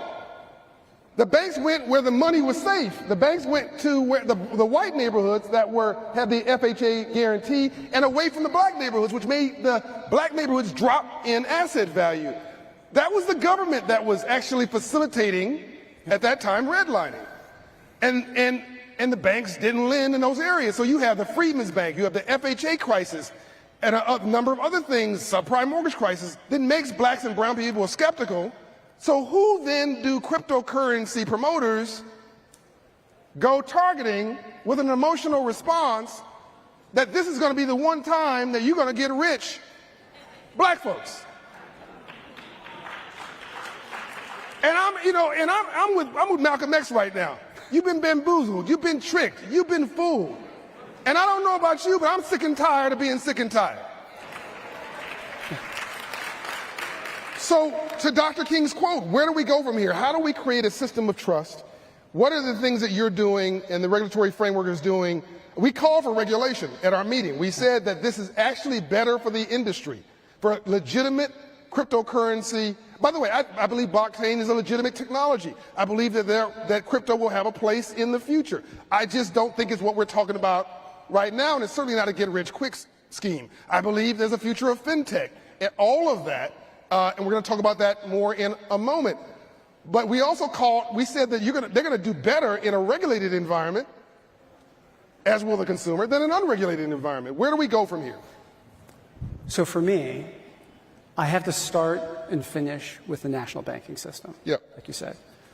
So my objective, national banking system has to be safe, sound, and fair. Number one, number two. Safe, sound, and fair. If it's safe, sound, and fair, it'll be trusted.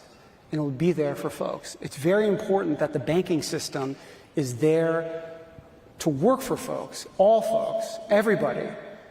You got to get on the ladder of economic progress. You got to be able to get on, and banks are part of getting onto that. And banks have gotten better at this. There's still room to grow, still room to improve, but that's got to be job number one. That trust has to be earned, and that trust has to be earned over time.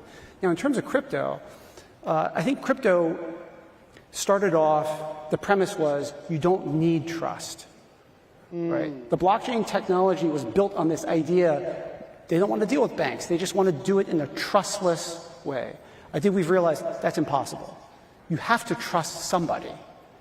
So if you have to trust people, how do you operate in a way? And that's why some crypto firms would wave around FDIC insurance. They would wave around, hey, we're super regulated, when they weren't, because they're trying to borrow the trust from somewhere else. Don't borrow it, earn it, get it. That's right. Right? So we have a system right now where if the company wants to apply for a national bank charter and earn that trust, the door is open. But they have to abide by our standards. That's right. Safe, sound, and fair. We're not going to cut any corners, and that's what makes the national banking system trustworthy. So I think that conversation is now taking place in crypto. They're trying to figure out how do we earn that trust, and I think that it has to be earned. I don't think there's no shortcuts. And we've talked now about what didn't work. Maybe now we can talk about some things that did work. And normally the gentleman who regulates 70 cents of every dollar in this country, banks, can't be on the stage with another banker. But in this particular case, it's a bank he doesn't regulate. We were able to bring out, I want Jill to come out. He's the founder, president, and CEO of Cross River Bank, which, by the way, is the second largest provider of PPP loans during the crisis in the country. And he is one of the smallest percentage of loan volume. In other words, the smaller loans, he's one of the biggest banks with the smallest loan balances for small business in the country. He has an immigrant background. It helps him understand the needs of people. I want Jill to come and join us now on stage. We also have another panelist who's joining us, Joanne Barefoot, who's the founder and CEO of the Alliance for Innovative Innovation.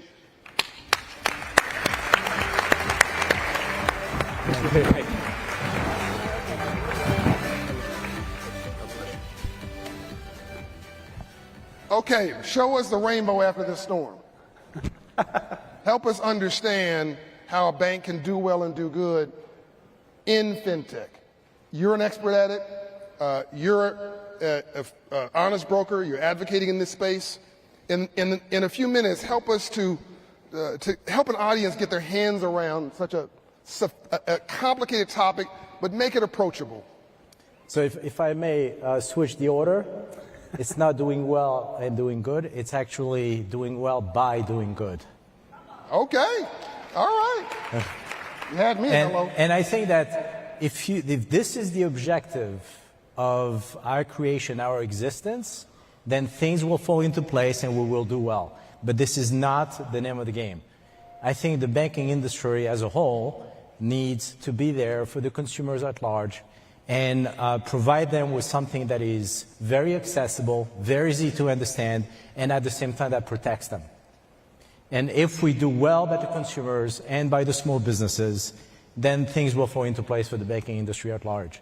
But it really starts by first understanding what are the aspirations of the small businesses that are direly in need of funds in order for them to operate their businesses. And same thing holds true for the consumers. I mean, during the pandemic, for example, obviously it was extremely difficult to go around the corner to shop, and people started shopping online. They could be abused if they don't really understand the products they're getting, if they don't understand what they're paying or the mechanism for them to pay for that product to get to their homes, then they could be abused, and that's where actually the banking industry could run afoul of consumer aspirations. Explain to the audience, to my mother who's sitting here, she's a really smart lady, and she's proud. And she's proud. Well, I hope. Depends on the day. What's fintech? Let's not assume people understand these fancy phrases. What is a fintech operation? What is a bank involved in fintech? So, very good question. Fintech is really a contraction of the word financial and technology. Okay. So, a financial transaction could operate on two sides. Either you're taking a loan, so you become a borrower, that's a financial product, or you could actually collect a payment on the other side. So in other words, you're an Uber driver, and you have an Uber rider. Okay. A rider pays via a mechanism, it could be a credit card, it could be an ACH, it could be any other mechanisms, and so that the Uber driver could get paid in turn. So you're using, let's say, a credit card to pay for that transaction. Yep. The Uber driver cannot afford to wait 2 weeks to be paid by Uber. Right. They need to be paid in real time so that they could actually go and fill up, well, they take a gas so that they can get to the next ride. That's where fintech comes into play. Okay. To deliver that payment in real time so that people could actually afford life in real time. This is a really important point. So you're saying that, people were telling me, by the way, recently, everything's technology. We don't need to go to meetings anymore. It's all, do everything by Zoom. Everything's, I said, wait a minute. A dating app, which is technology, the whole purpose of a dating app is to meet someone. Did I miss something? Have I missed something? I'm used to the black church. I'm seek and respond. Did I miss something? Okay. So what you just told me is behind all of this technology is a hamster wheel called people and a bank with an FDIC insurance and a regulator. In other words, the technology that allows an Uber driver to get paid, they may just see Uber, and by the way, Uber is one of our Hope Inside the Workplace partners. We're honored to be partners with them. But that technology, really important, Silicon Valley, they can't do it by themselves. That is correct. They need a bank to connect with. You guys following this? The technology company needs a bank to partner with, and that bank has something as old as American commerce, which is federal regulation. That is absolutely correct. And the responsible way of conducting that transaction so that movement of money is done in a legal and regulatory way, you need a bank in order to execute that transaction at the end of the day. The last mile needs to be executed by the bank. The last mile. The last part of that transaction. Because the bank has 200 years of regulatory compliance DNA. The name of the game here is if we don't control that transaction to protect the consumers or the small businesses, we will be shut down. Right. So his peer, which is the FDIC chair, or his peer, the Federal Reserve chairman or whoever, the Federal Reserve leadership, or I missed one, CFPB. Have I missed a regulator? There's lots. Somebody with a government badge could shut you down, a bank, if you don't do it right. Right? That is correct. Which means I think the comptroller wants to add something. Go ahead, please. But the fintechs are not regulated as banks. Okay, so this is where we're now moving into the future. So in the past, if you dealt with the bank did everything. Everything was done by the bank. And now we're moving, your example, I think what Gilles was talking about, we're moving into a world where the line between a bank and a non-bank providing a banking service is starting to blur. You don't know the difference. We care. Gilles cares. The fintechs care.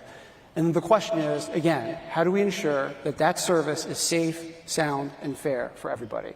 That gets complicated when some of them are regulated directly by, say, the OCC or not, and you got a bunch of fintechs who are in the space of commerce. They're not regulated directly by us. And so I think this is something we're working through right now because we want to harness what's good from technology. But as we're seeing in the crypto space, if it's not regulated, it can run off the rails. And so this is something that we really need to pay a lot of attention to. So Joanne, I'm coming to you next. Hold on 1 second. I want to talk to you about FTX, which is really important because I think this is where the conversation needs to go. But let's go back to this for a minute. To show you how much integrity this man has. I've known him for years. He's a partner of Operation Hope. So we're backstage, and I asked him a question, which I won't repeat here, but I asked him a question about somebody we both know that they do business with that's an unregulated institution in fintech. And I asked, it was a philosophical question. It wasn't a specific question. It wasn't, I don't believe, a confidential question. But his response, rightly so, was, I can't comment on that.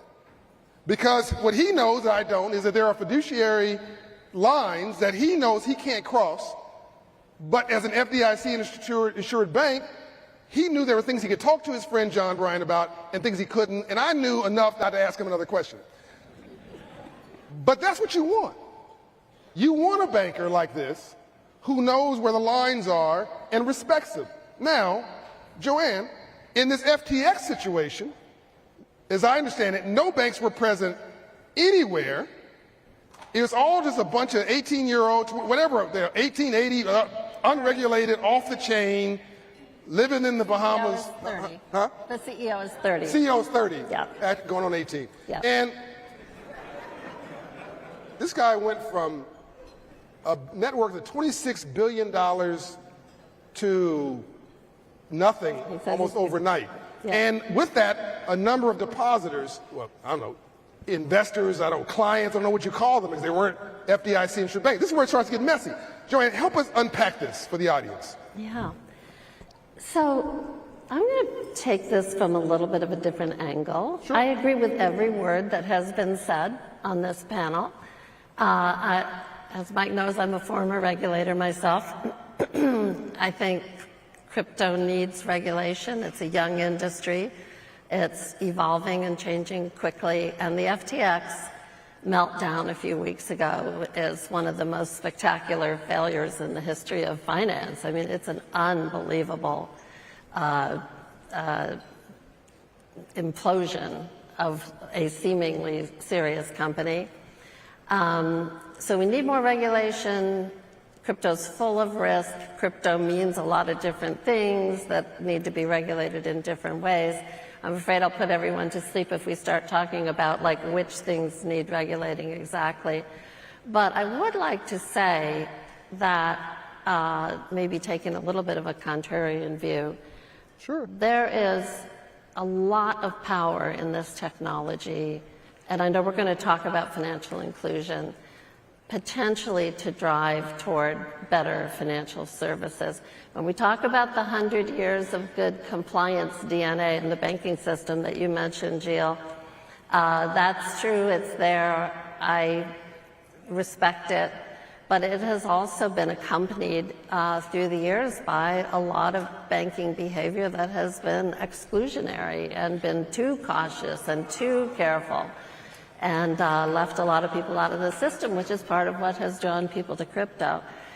I'm sure a lot of people in this room know this, but the crypto world has a very strong developer community of people of color.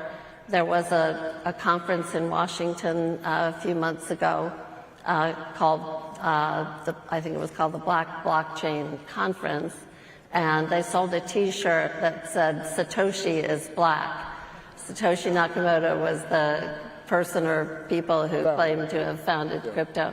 So there's a utopian streak about the possibility that the underlying technologies, not the speculative behavior, not the fraud, it looks like there's fraud here, but the blockchain, the tokenization, the decentralization, the transparency, we hope will survive things like the calamity here with the That's not contrarian. We agree on that. In fact, I said that before you walked out, that blockchain is part of the future, and I agree with it.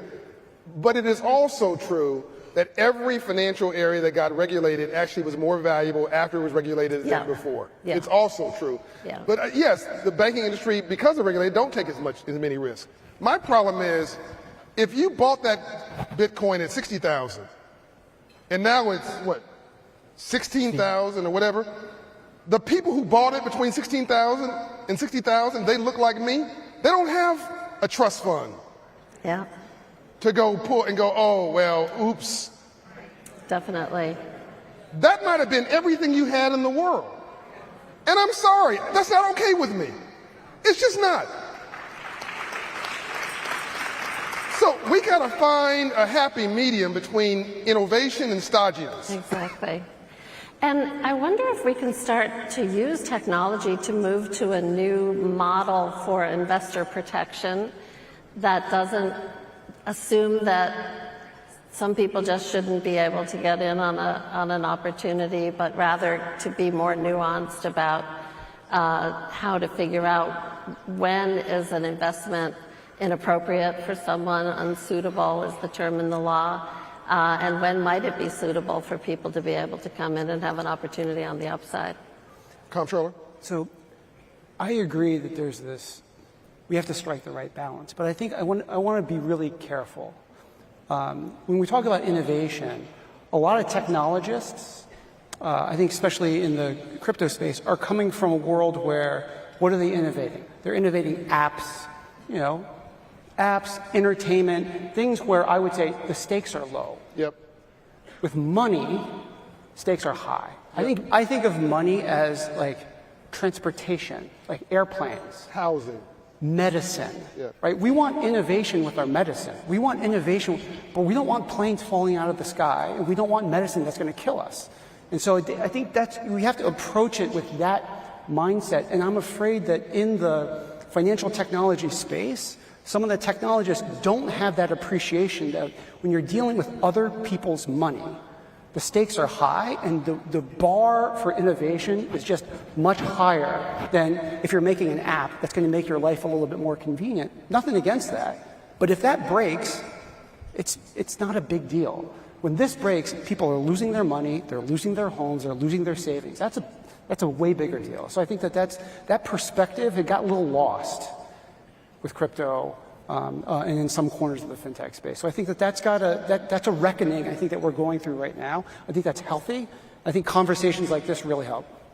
And I will say also as a closing comment, I think it's no accident that certain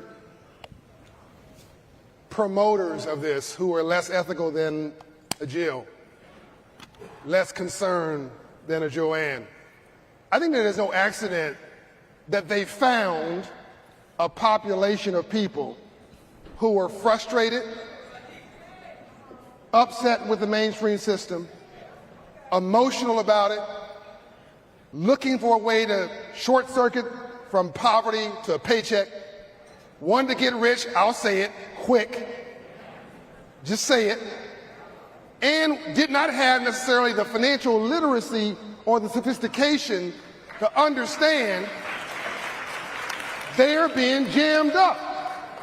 We're not talking about unintelligent people. If you're black in America, you're born on probation in America. You're twice as smart, twice as intelligent, twice as well dressed, get up twice as late, early, stay up twice as late, you got too much mothered into your money. You're a black woman raising a family needs a Nobel Peace Prize for innovating. I'm talking about smart people here.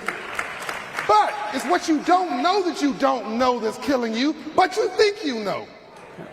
And there's somebody out there trying to separate you from your wallet. And I got a problem with that.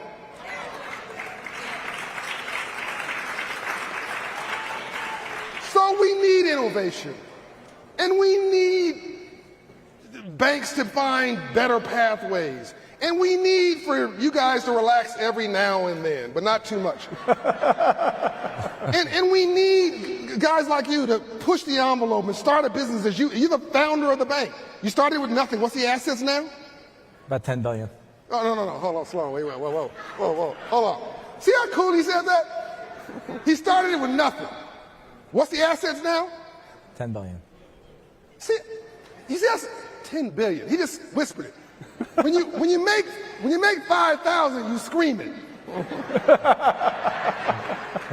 Do you know there are no ugly billionaires?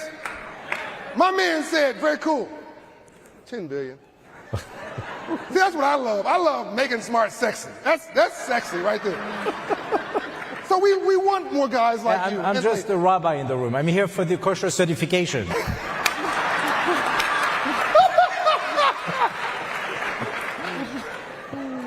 But on a serious note, as we wrap up this panel, here's the question. Don't we want it done right? Absolutely. Thank you very much. Give them a round of applause.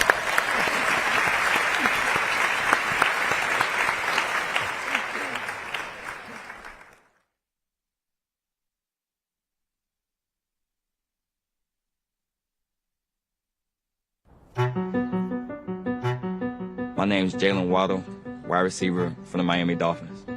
I grew up in Houston, Texas, the southwest part of Houston. My mom took care of me and my 3 older sisters. She's always on my mind when I go out there and compete. To me, care is always being there, just being there when you really need somebody. Entrepreneurship was something that I seen at a young age. People just trying to make money, especially at the football games I was going to. There's just people out there, selling shirts, having like stands, selling drinks. Lifting up Black and minority-owned businesses has always been important to me. And when I found out about Operation Hope, I was excited. Operation Hope's 1 Million Black Businesses program provides tools and training to set small businesses and entrepreneurs on the path to success. People like this amazing guy, Peterson Joseph. Peterson is an engineer and welder who immigrated from Haiti in 2010. 2 years ago, he went through Operation Hope's 1 Million Black Businesses program. Now, he builds machines to help you recycle plastic bottles in your own home. Oh, and he also builds go-karts.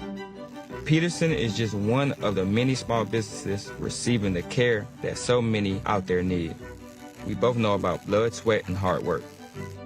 We're here because of our drive and talent. And we're here because people care. One moment of care can change a life for the better.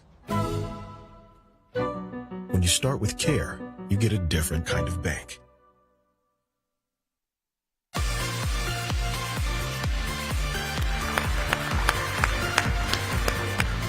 Hope you are enjoying yourself so far.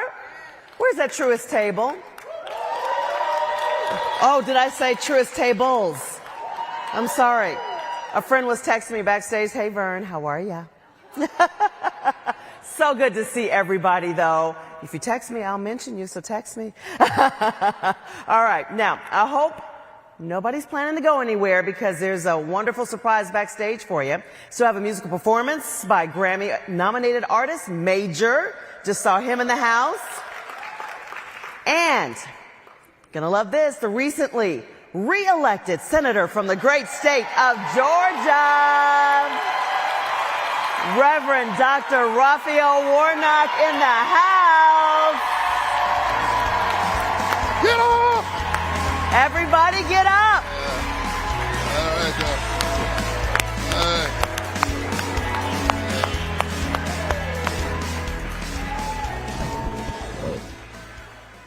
Wow. Hello, everybody. So, yeah. So Dr. King said, where do we go from here? Right here.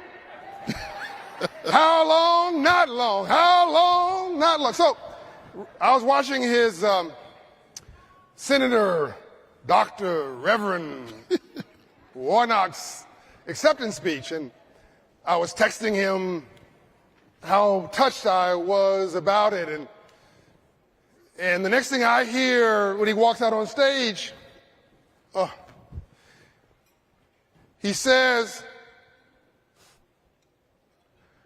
"My mother picked cotton, and now she's picking a U.S. senator."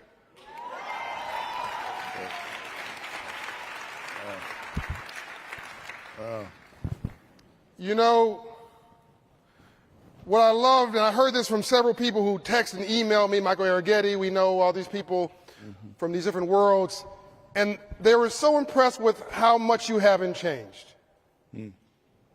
You're the same normal guy they met and they respected, the authenticity. I'm going to get into our history a little bit, but I found that success only amplifies who you were already. I'm sorry, success, yeah, if you are a good guy or a good lady, you become a better person who's successful. If you are a jerk who becomes successful, you become a perfected jerk. And I watch for people as they assail and they go to Washington, I watch how some people become important. They come down with Quincy Jones, a case of seriousness. See there? He even laughed off without a script. Talk without being offensive, listen without being defensive, always leave even your adversary with their dignity. That's Reverend Senator Warnock. You have been the same guy since I met you. Where does that come from? Is that mom and dad? Yes. Hello, everybody. Good to see you. Good to be here with you, John, and wonderful to be a part of the Hope Global Forums. Yeah, I mean, I grew up in public housing, in Caton Homes housing projects, and people who've heard me speak hear that time and time again about my dad, who poured into me a fierce work ethic, a man who picked up broken cars and loaded them on the back of a rig. He was a small businessman, struggling, but that's how he took care of his family, loading these old broken cars on the back of a rig. But he was also a preacher. And on Sunday morning in his small church, just hardworking, salt of the earth people, the same man who picked up broken cars, lifted broken people, convinced them of their value. And what he poured into me and what my mom poured into me, she's grew up in the 1950s in Waycross, Georgia, picking somebody else's cotton, picking somebody else's tobacco. That is the foundation for who I am. And in a real sense, with all of the things that I've been able to do, I feel like I'm still standing on tiptoe trying to catch up to my dad and my mom.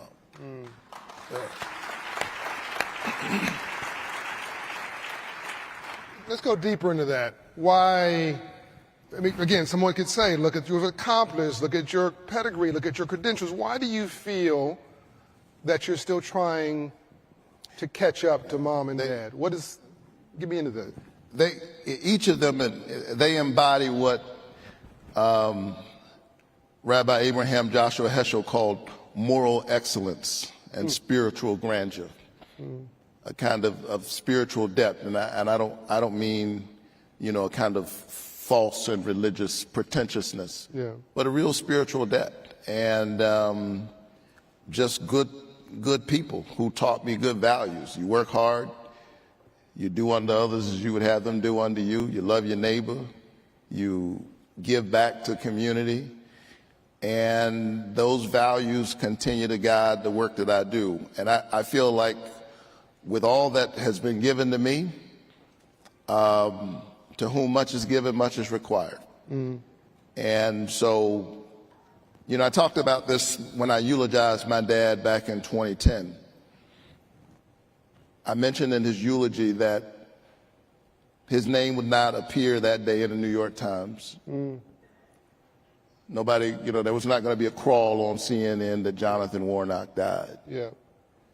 But here is an ordinary man with an extraordinary epitaph. He loved his family. He loved his wife. He took care of his children. He worked hard. He loved his country before his country learned how to love him back. My dad was born in 1917. I had an older father. Wow. I'm 53, but my dad was born in 1917. And I say I had an older father, but I came pretty close. I've got a 4-year-old at home and a 6-year-old. Don't hate.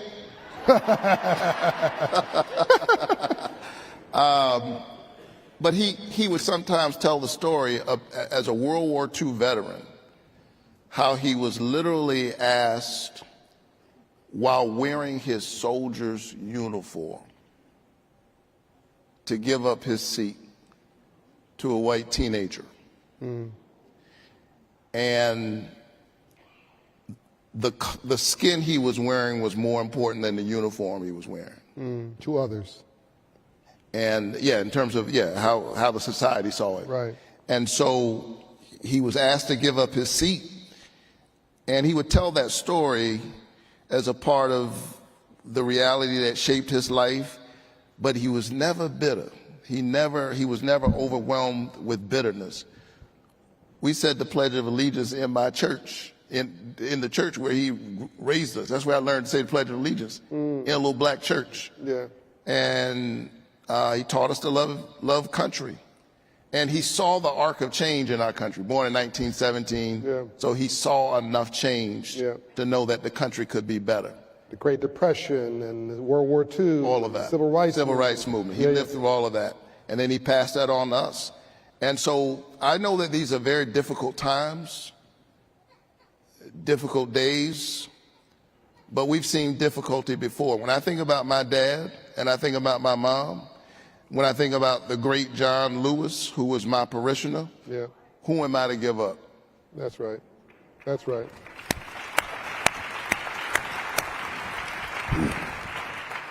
I think about, first of all, your dad's been promoted, gone on to a better place. That's right. As we know, we're not human beings, and you inspired this in me. We're not human beings having a spiritual experience. We're spiritual beings having a human experience. And I've noticed how you come into Washington, which we're going to pivot to in a moment. Most people I know, I've known presidents, senators, congressmen, people, of course, they change. They go from public figure or sort of public policymaker or a public policy maker into a politician. And I understand you got to play politics in Washington, but what I've noticed about you is you've remained mostly public policy or public servant, that's the word, public servant, and 25% politician as you've had to be, but 75% of you still public servant, the same guy I knew before. Let me back up a little bit further. Every time we text, you ask about Shatra, my wife. I'm not sure if she's here somewhere. But every time we text, you ask how Shatra.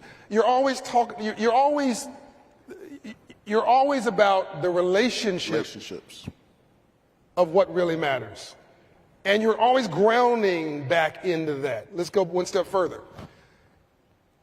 You only asked me to do two things for you, three things. One, extraordinary, as a U.S. Senator, you asked to go and have lunch, and you wanted to listen.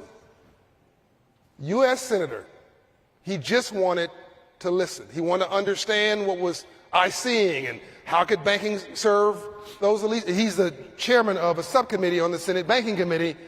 I'm going to say that again. First black senator from Georgia, the chairman of a committee in the Senate Banking Committee.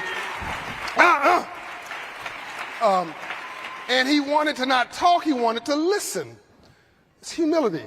Number three, you asked for an audience with Andrew Young, Ambassador Andrew Young. I don't know if you remember this. You were pastor of Ebenezer Church back then. And all you did for an hour and a half was listen.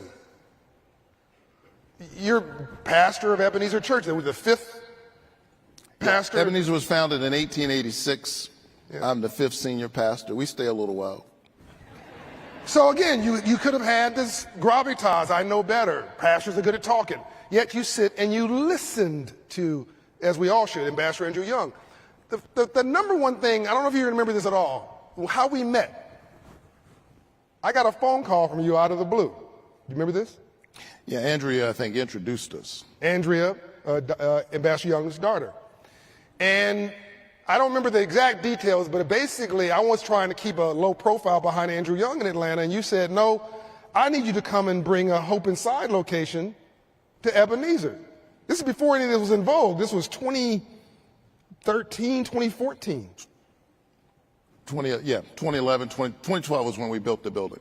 Yeah. Oh, really? Yeah, we put a Hope Financial Literacy Center on the campus of our church.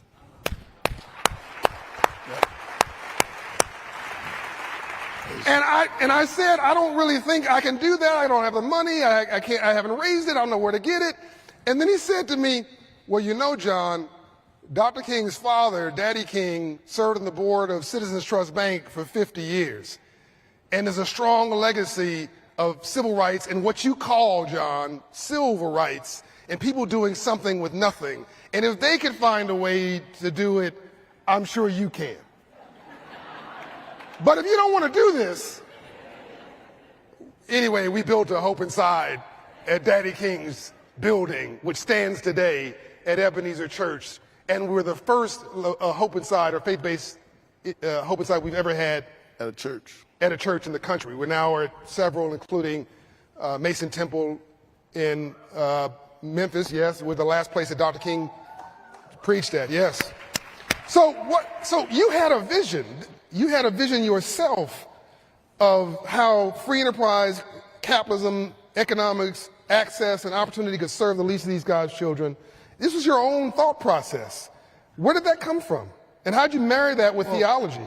Well, brilliant. As I pointed out to you when we met all those years ago, Daddy King was on the board of a bank. Daddy King said don't forget about the 11th and the 12th commandments. Number 11, thou shalt send your kids to college or technical school or somewhere. And number 12, thou shalt own some land because the Lord ain't making any more. And, you know, Daddy King was a capitalist. Yeah, he was, yeah. Martin Luther King Jr. was a little bit more critical of capitalism. He wanted capitalism to be more humane. And he had he questioned, he raised the kinds of questions to create what he called the beloved community. And he worried about the ways in which we could be given over to materialism, what he called the triplet evils of racism, militarism, and materialism. Right. So I live inside that tension. And it's the reason I'm on the banking committee, because it's very important that our banking system and our financial institutions work for everybody. Yeah. Which is why I've introduced legislation to address a whole range of issues like affordable housing. I've introduced legislation to help first-time homeowners buy houses, to get more equity in their homes earlier. Coming out of the pandemic, we saw a whole range of bad actors engaged in scams. Yeah. And so as chair of that committee dealing with consumer protection, I've been very focused on protecting consumers from the kinds of scams that we saw coming out of the pandemic and that we see all the time. Yeah. And while at the same time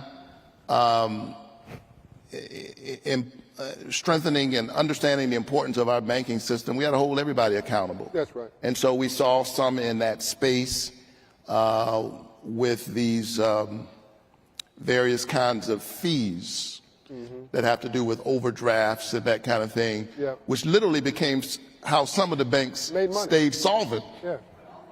Was through overdraft fees. And so we've held them accountable, we're pushing them hard, and a lot of them have made some regulations, or some of them have made regulations on their own, but I intend to keep pushing on that front. We gotta hold everybody accountable. So what can we do to make, through your service on the banking committee, to make free enterprise in financial services work for all of God's children in your view? Is there low-hanging fruit? By the way, I know that you're working across the aisle. Even in your campaign speech. I am proudly the 18th most bipartisan senator in the Senate, which is a little bit of an achievement because in terms of seniority, until we get back in January, new Congress open. But in terms of seniority, out of 100, I'm number 100. Doesn't get any lower. You don't get any more junior than me. I'm even junior to young John Ossoff, and he's only 19 years old. He's the senior senator. I'm the junior senator. For Georgia. Even though we came in the same time. That's because his last name begins with an O and mine begins with a W. But he and I are great friends. Every now and then I look over at him and say, what a great achievement, O versus W. But he's a great guy. We work together and work very closely. But I am the 18th most bipartisan senator in the Senate. I've done bills I did a bill with Ted Cruz. Really? An amendment. We were getting ready to pass the bipartisan infrastructure bill. Yeah, it was really necessary. Yeah, by the way, I think this is what happens when you send a pastor to the Senate. I think infrastructure is spiritual. I think it's about the house that we live in together. Yeah. And the recognition that, it's about roads and bridges and broadband and all of that, but it is the recognition that we live in this same house together. If you went to a family's home that had resources, I'm not talking about a poor family, that actually had resources, and they were sitting there having dinner, and it was literally raining on the dining room table. The roof was caving in, the grass was 2 feet tall, the fence needed painting. You wouldn't ask, what's wrong with this house? You would ask, what's wrong with the people in that house that they can't create the wherewithal. They can't come together enough to fix their own house. Yeah. We call that deferred maintenance in real estate. Exactly. So for me, broken streets and bridges and broken schools are a reflection of the brokenness in our politics of poverty, not of resources. Of poverty, not of resources, but of moral imagination. Moral imagination. The failure to recognize that we live in this house. And so I'm glad after threatening to do it for a generation or more, we finally passed a robust, bipartisan infrastructure bill. And while we were doing that, a strange thing happened. It's called the Warnock-Cruz Amendment. Ted Cruz and I are on the same committee. We are both on the Commerce Committee. Most of the time, honestly, no shade to my Republican friends out there, but most of the time Ted's talking, I'm wondering, really? I'm thinking, you got dressed to come here to say that? But as it turns out, I'm seeing some of my Republican friends out here. So as it turns out, one day there was something he wanted to get done that I also wanted to get done, and we couldn't get it done in committee because of the rules of the Senate. We had to take it to the floor of the Senate. The night we passed the bipartisan infrastructure bill, Senator Cruz stood up and made his argument about why he thought we should do this thing. And then it came my turn. I stood up, made my argument, and then I closed with words I'd never imagined hearing myself say. I said, Mr. President, in closing, I'd like to associate myself with the words of the senator from Texas, Ted Cruz. And the chamber burst into both laughter and applause. Even Mitch McConnell was smiling. They couldn't believe it. And they passed it overwhelmingly. I think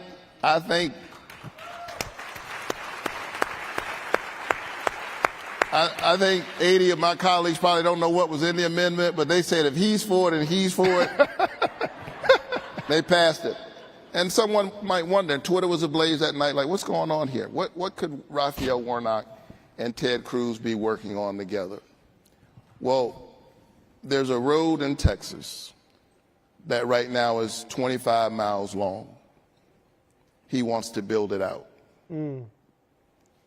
I say it's a road, it's actually I-14, Interstate 14. He wants to build it out. He wanted to simply name it a priority corridor to get us closer to getting the resources to get it built out. Well, the same road that runs through Texas runs through Georgia. It runs through blue communities and red communities.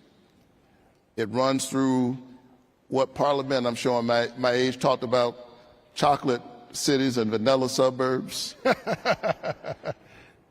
All kinds of, and if we get the road built out, nobody asks, are you a Republican or a Democrat? Some people will be going to the church, some will be going to the temple, others will be going to the mosque, some will be going to the bar. But if we build the road out, everybody can get to where they need to go. Those who are working and the people they work for, essential workers and CEOs, all get on the same road to get to where they're going. And so here's what guides my work as a legislator. There is a road that runs through our humanity that's bigger than partisan politics. That's bigger, certainly bigger than the racial divide, bigger than geographical differences. And our job is to make haste to that road that connects our humanity. And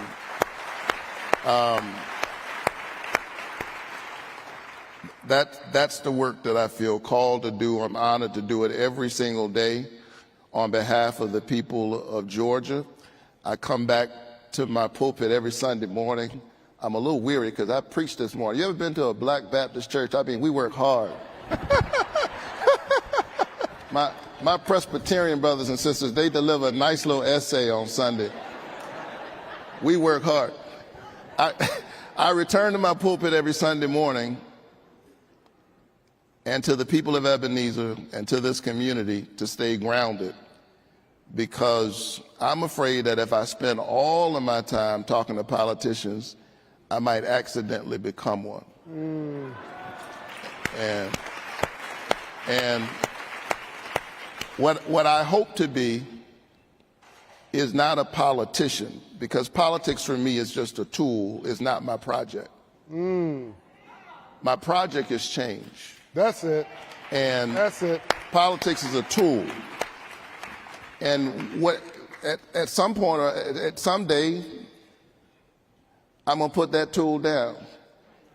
It didn't happen last Tuesday, much to some people's chagrin.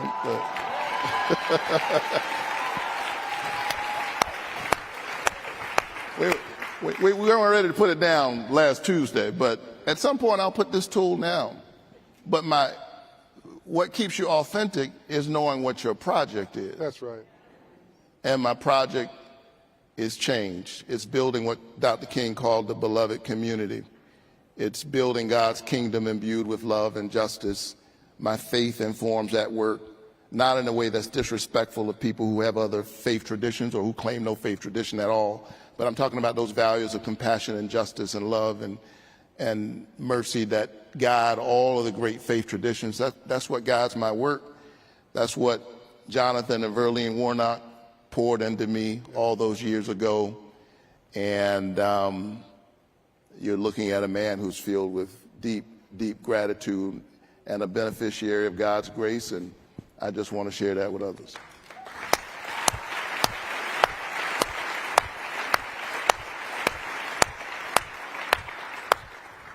We have some church in here, aren't we?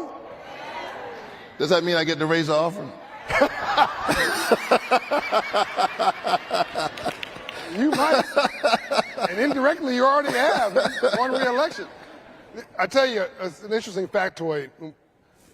I'm because of what I do here at Operation Hope in my life, I don't engage in partisan politics. You know that. I don't endorse people.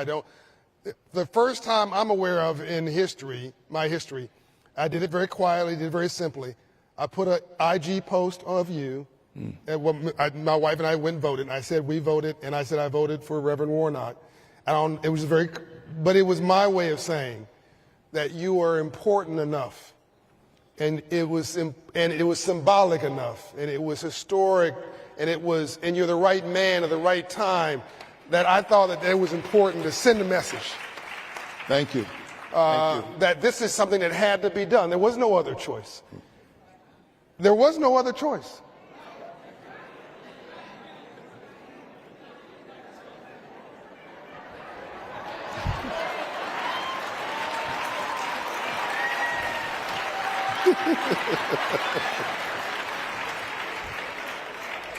So as we wrap up, I've got two thoughts. You remind me of two things, Reverend Dr. Senator Warnock, friend. One is that you actually, and it's hit me where we're sitting here, you represent the three Reconstructions. The first Reconstruction was freedom after the Civil War, and really it was our ecumenical leaders that led us through that. Yep. Well, it was the people, really, that led us through that, but it was a spiritual calling. Let me frame it properly. It was a spiritual calling, as you said. Then the second Reconstruction was really about access during the Civil Rights Movement. And the church had a role in that, and people had a role in that, but it became political. It became about public policy. You're doing that second role. And then the third Reconstruction, between 2020 and 2030, I think is about opportunity. And the color is green. It's not black or white or red or blue, which is why I think you're working across the aisle, trying to get it done. That's about opportunity. That's free enterprise. That's economics. That's opportunity. You're serving on the banking committee. You actually represent the only person I know of in the Senate that actually can speak with absolute authority on all three Reconstructions. You also remind me of Dr. King's story of him and Dr. Andrew Young were in Israel, and a reporter came to him and asked him about the Jericho Road. You know the story? For the sake of the audience. Yeah. Reporter came to Dr. King and said, "You remind me of a Good Samaritan on the Jericho Road." And Dr. King didn't say a word. And then later on, Ambassador Young asked him, why didn't you comment on that? He said, well, Andy, he called him Andy, I like the Good Samaritan, we respect the Good Samaritan, we need Good Samaritans. But I don't want to be the Good Samaritan. He said, Andy, that infrastructure, that road is dangerous. It's unpaved. It's uncared for. It's unkept. There are blind corners. There are people laying in wait to rob people I care about. There are no street lights up.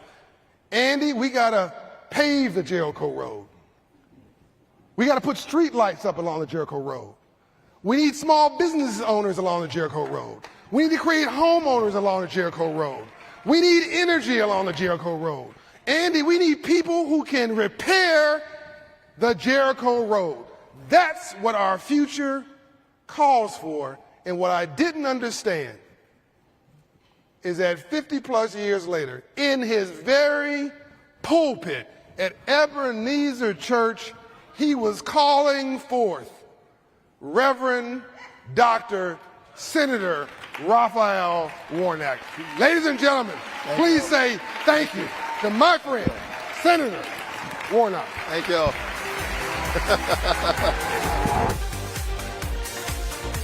That's it? All right, brother. And on behalf, it's my first one I'm giving to this. It's our 30th anniversary. Very nice. On behalf of a grateful nation, on behalf of a grateful friend, on behalf of an organization that you encouraged to do good when we thought we couldn't, of putting our first hope inside of a place of worship at historic Ebenezer Church. 30 Years of Hope Legacy Leadership Award presented to Senator Raphael Warnock at the Hope 2022 Hope Global Forum.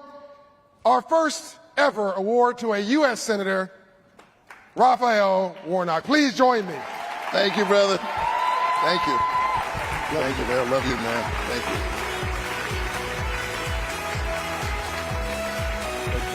Reverend Ben. Hey, good to see you.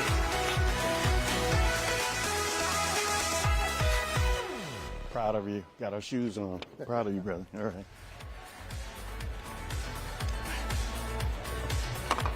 How was that? You still awake? You're not ready to go home yet, are you? We're about to close it out now.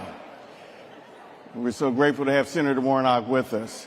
At this time, as we get to the closing part of our gathering this evening, I'd like to invite a customer of Operation Openside, or our Hope Inside network in Columbus, Georgia, Miss Savon Walker. Let's give her a round of applause. Come on up, Savon.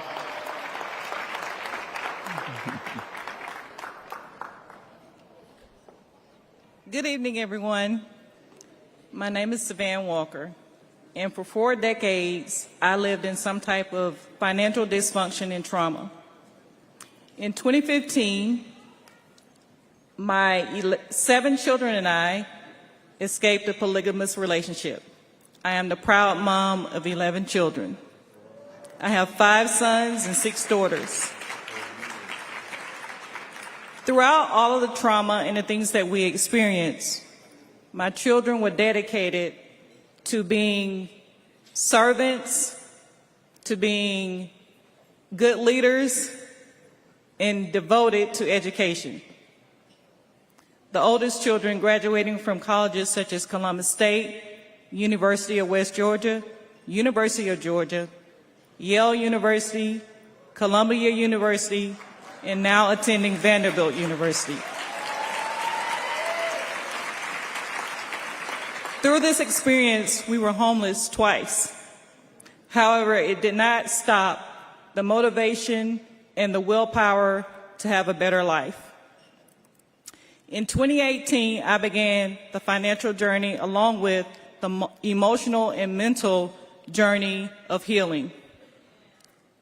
And through that journey, I met my coach, Mike Leonez of Operation Hope through Synovus Bank.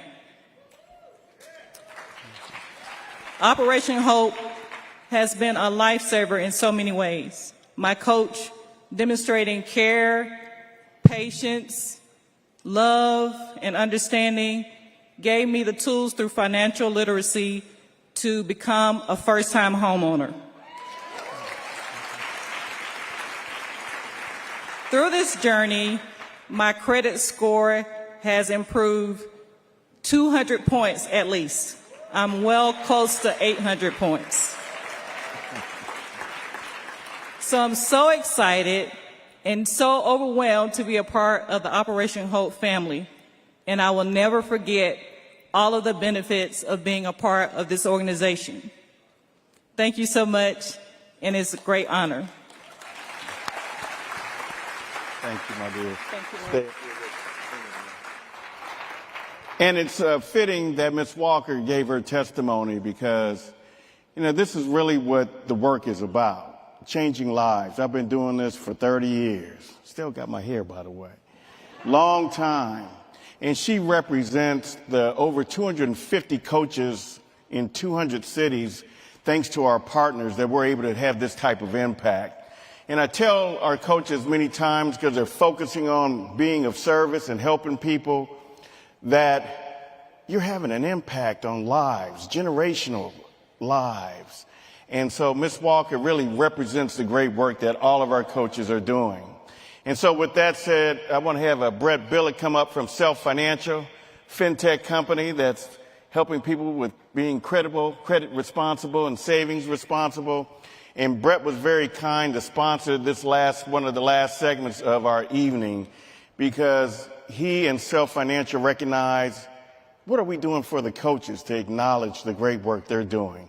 And so thanks to his kind generosity, we're able to fly 3 of our coaches from various parts of the U.S.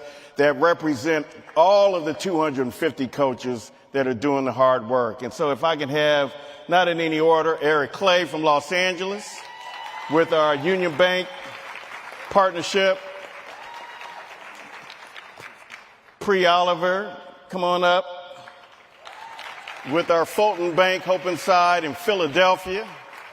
And last but not least, Mike Linez, who Ms. Walker referenced, who's with Synovus Bank. Now, Mike started with us back in L.A., and he picked up roots and came out to Georgia.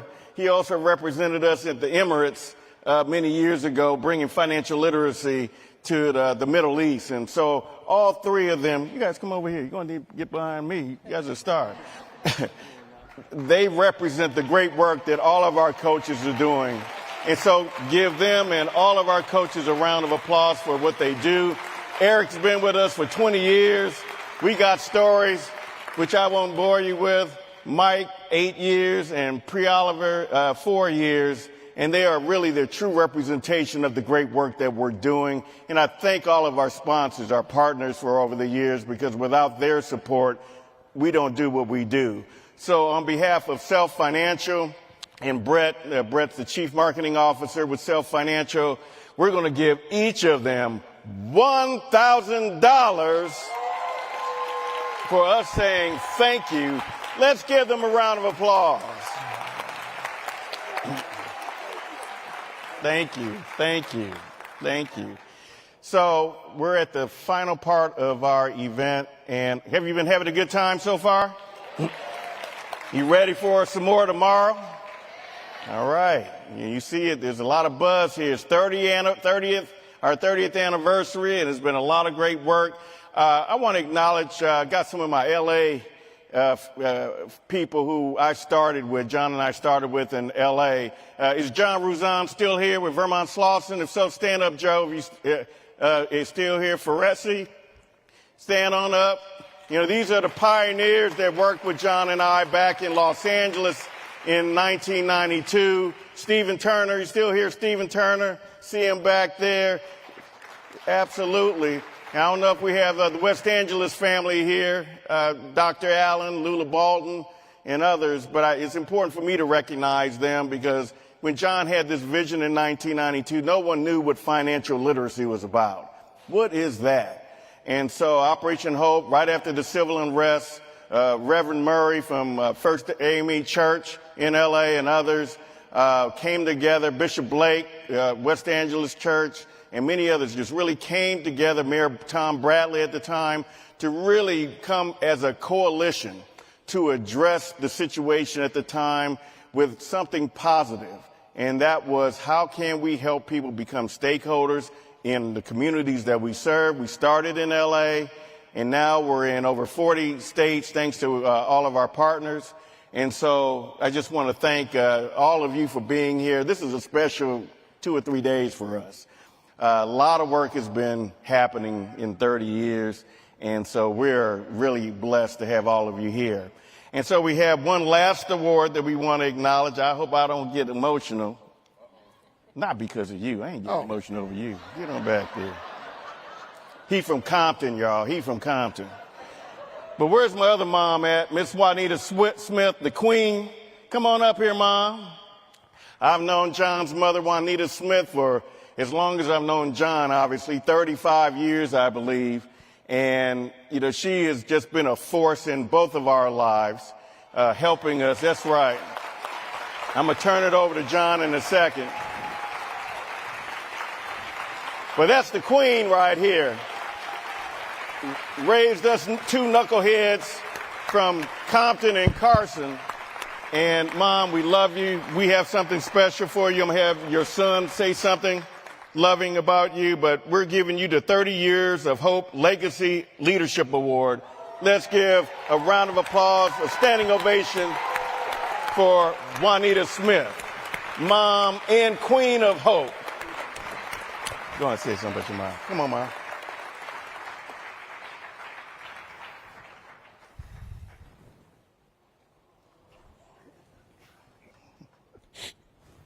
It's all right.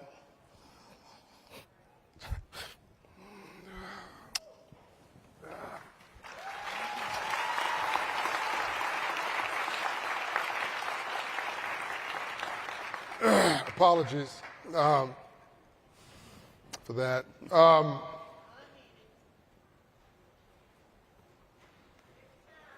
right, take your time. She put up with us for 30 years. I guess She told me she loved me every day of my life.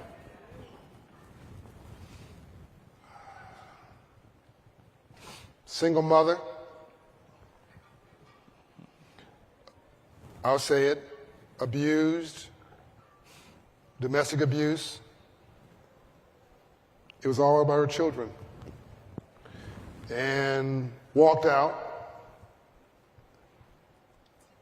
lived with somebody else, raised money to buy her first home, she'd say our first home, built generational wealth, worked an hourly job. I thought my mother worked at my school. I didn't realize she was just being an irritant. She was there so often I thought she was an employee. And then when a job came available as a janitor, she had been laid off by Donald Douglas Aircraft. She refused to take welfare. She went to the job as a janitor so she could spend time with her child. I don't know superheroes on this earth, but I know my mother.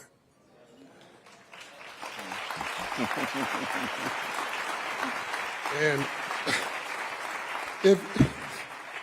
if you like,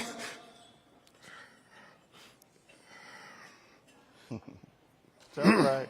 If you like anything I'm doing, if you support anything I'm doing, then please say thank you to my mother.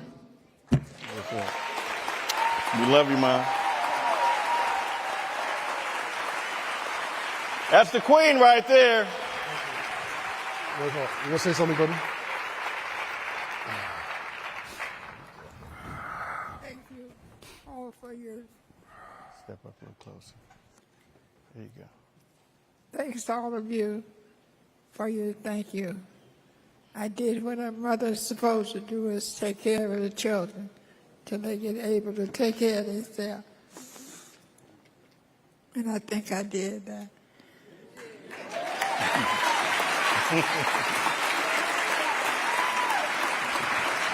On that note, we'll just drop the mic. Have a good night, everybody. We'll see you tomorrow. It's major, right? Huh? It's major, right? Yeah. You're about to hear from Major.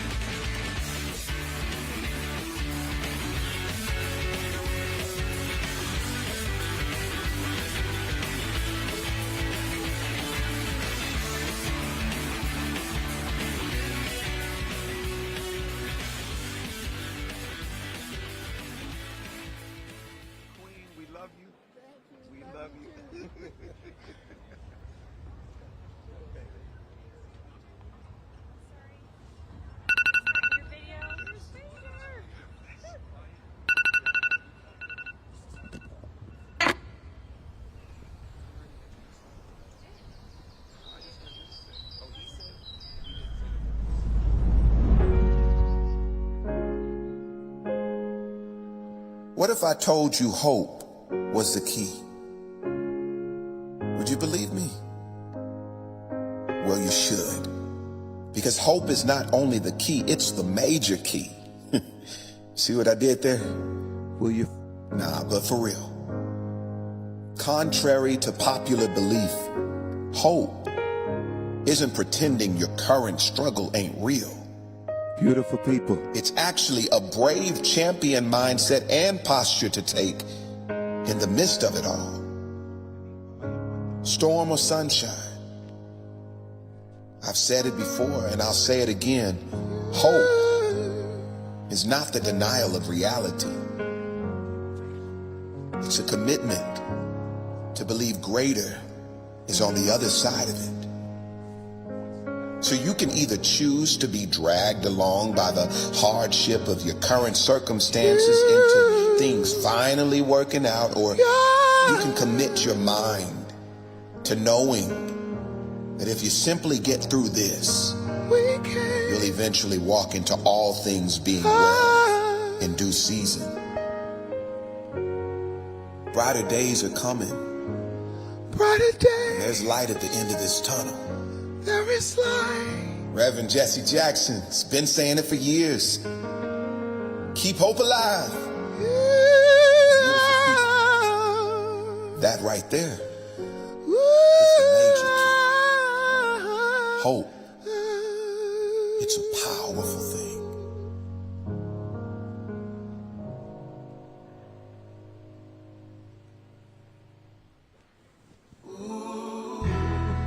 Hey, beautiful people. If there's love in the room, make some noise. If there's hope in the room, make some noise.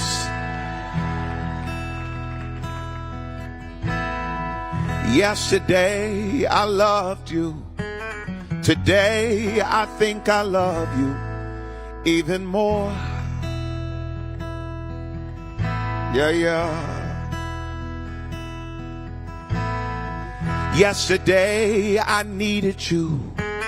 Today feels like I need you even more. Yeah, yeah. Even more than all the oxygen I breathe. Even more than all the water in the sea. Yeah, yeah.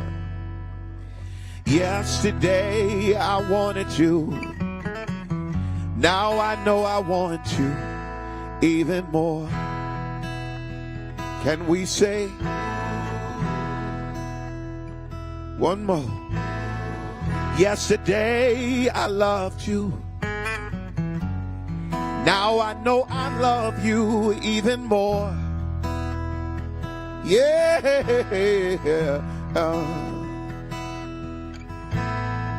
Yesterday I needed you. Today feels like I need you even more.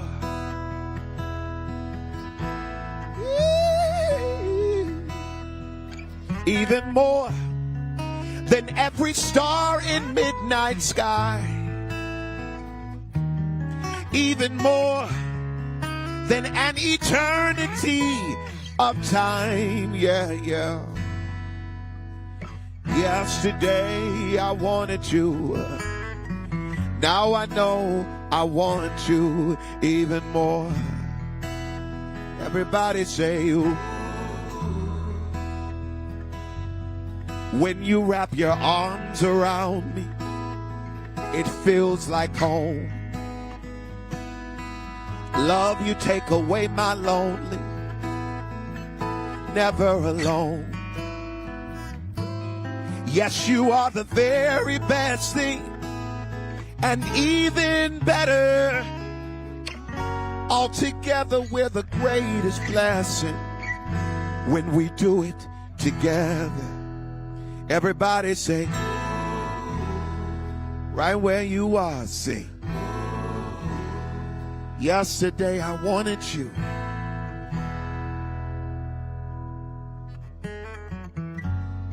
Now I know I want you even more.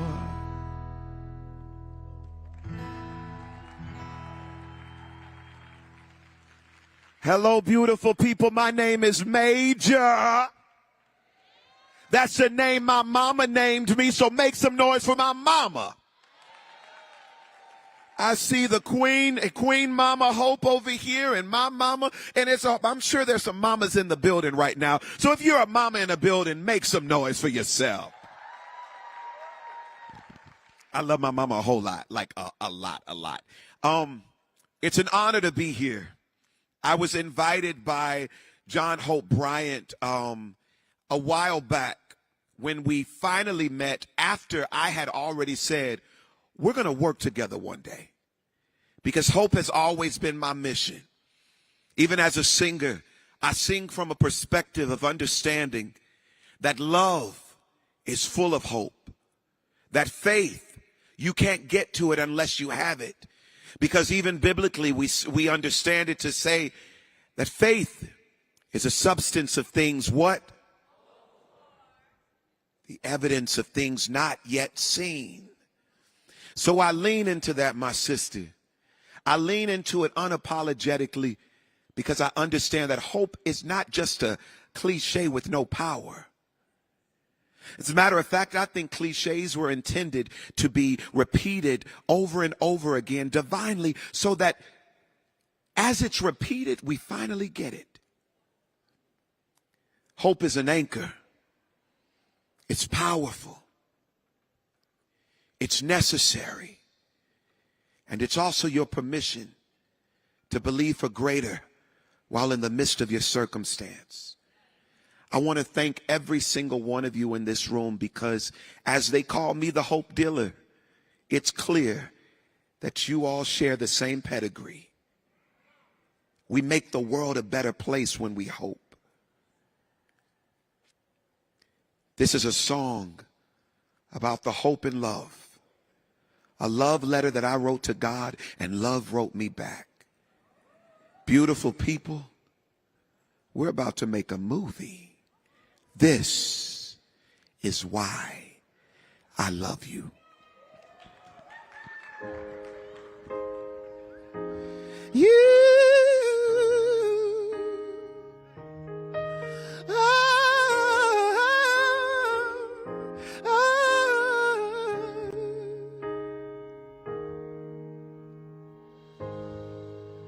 I found love in you,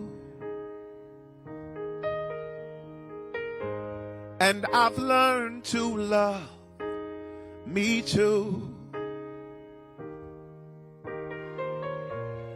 Never have I felt that I could be all that you see.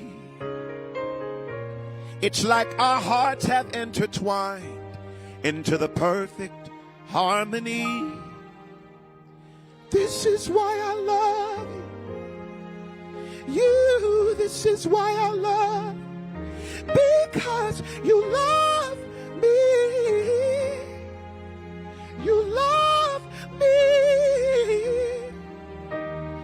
This is why I love you. This is why I love you. Because you love me. You love me. I found love, and I found it in you. And no other love will do. No. Every moment that you smile, it chases all the pain away. Forever and a while, in my heart is where you'll stay. Can you help me sing? If you got it, please sing it with me. Because you love me. You love me. We all sing. Oh, because you love me. You love me. You do. The stars have all aligned, and right now is a perfect time to say, I love you, I love you, I love you, I love you, I love you. I do. This is why I love you. This is why I love you. Because you love me. You love me. This is why I love you. This is why I love you. Because you love me. You do. I found love, and I found it in you. There ain't no other love that will do. So I'll say, I love you.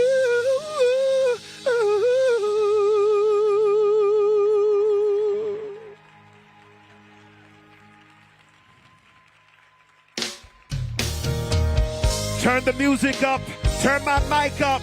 Beautiful people, everybody on your feet right now. If there is love and hope in the room, I need to hear you loud on the count of 3. 1, 2, 3. Make some noise. Please don't underestimate the power of love. It's great. It is tremendous. And hope is its fuel. It's its gas. It gets it to the places that even our words can't get to. This is why I love you. Everybody sing it out. This is why I love. Everybody sing it out. This is why I love. Everybody sing it out. This is why I love. I don't hear you sing it out. This is why I love. You get a rose just like that. Everybody sing it out. One more again, one more again. I see you over here. I found love and beautiful people. I found it in you. My fellow hope dealers, there ain't no other love that will do. So I'll say, I love you. I love you.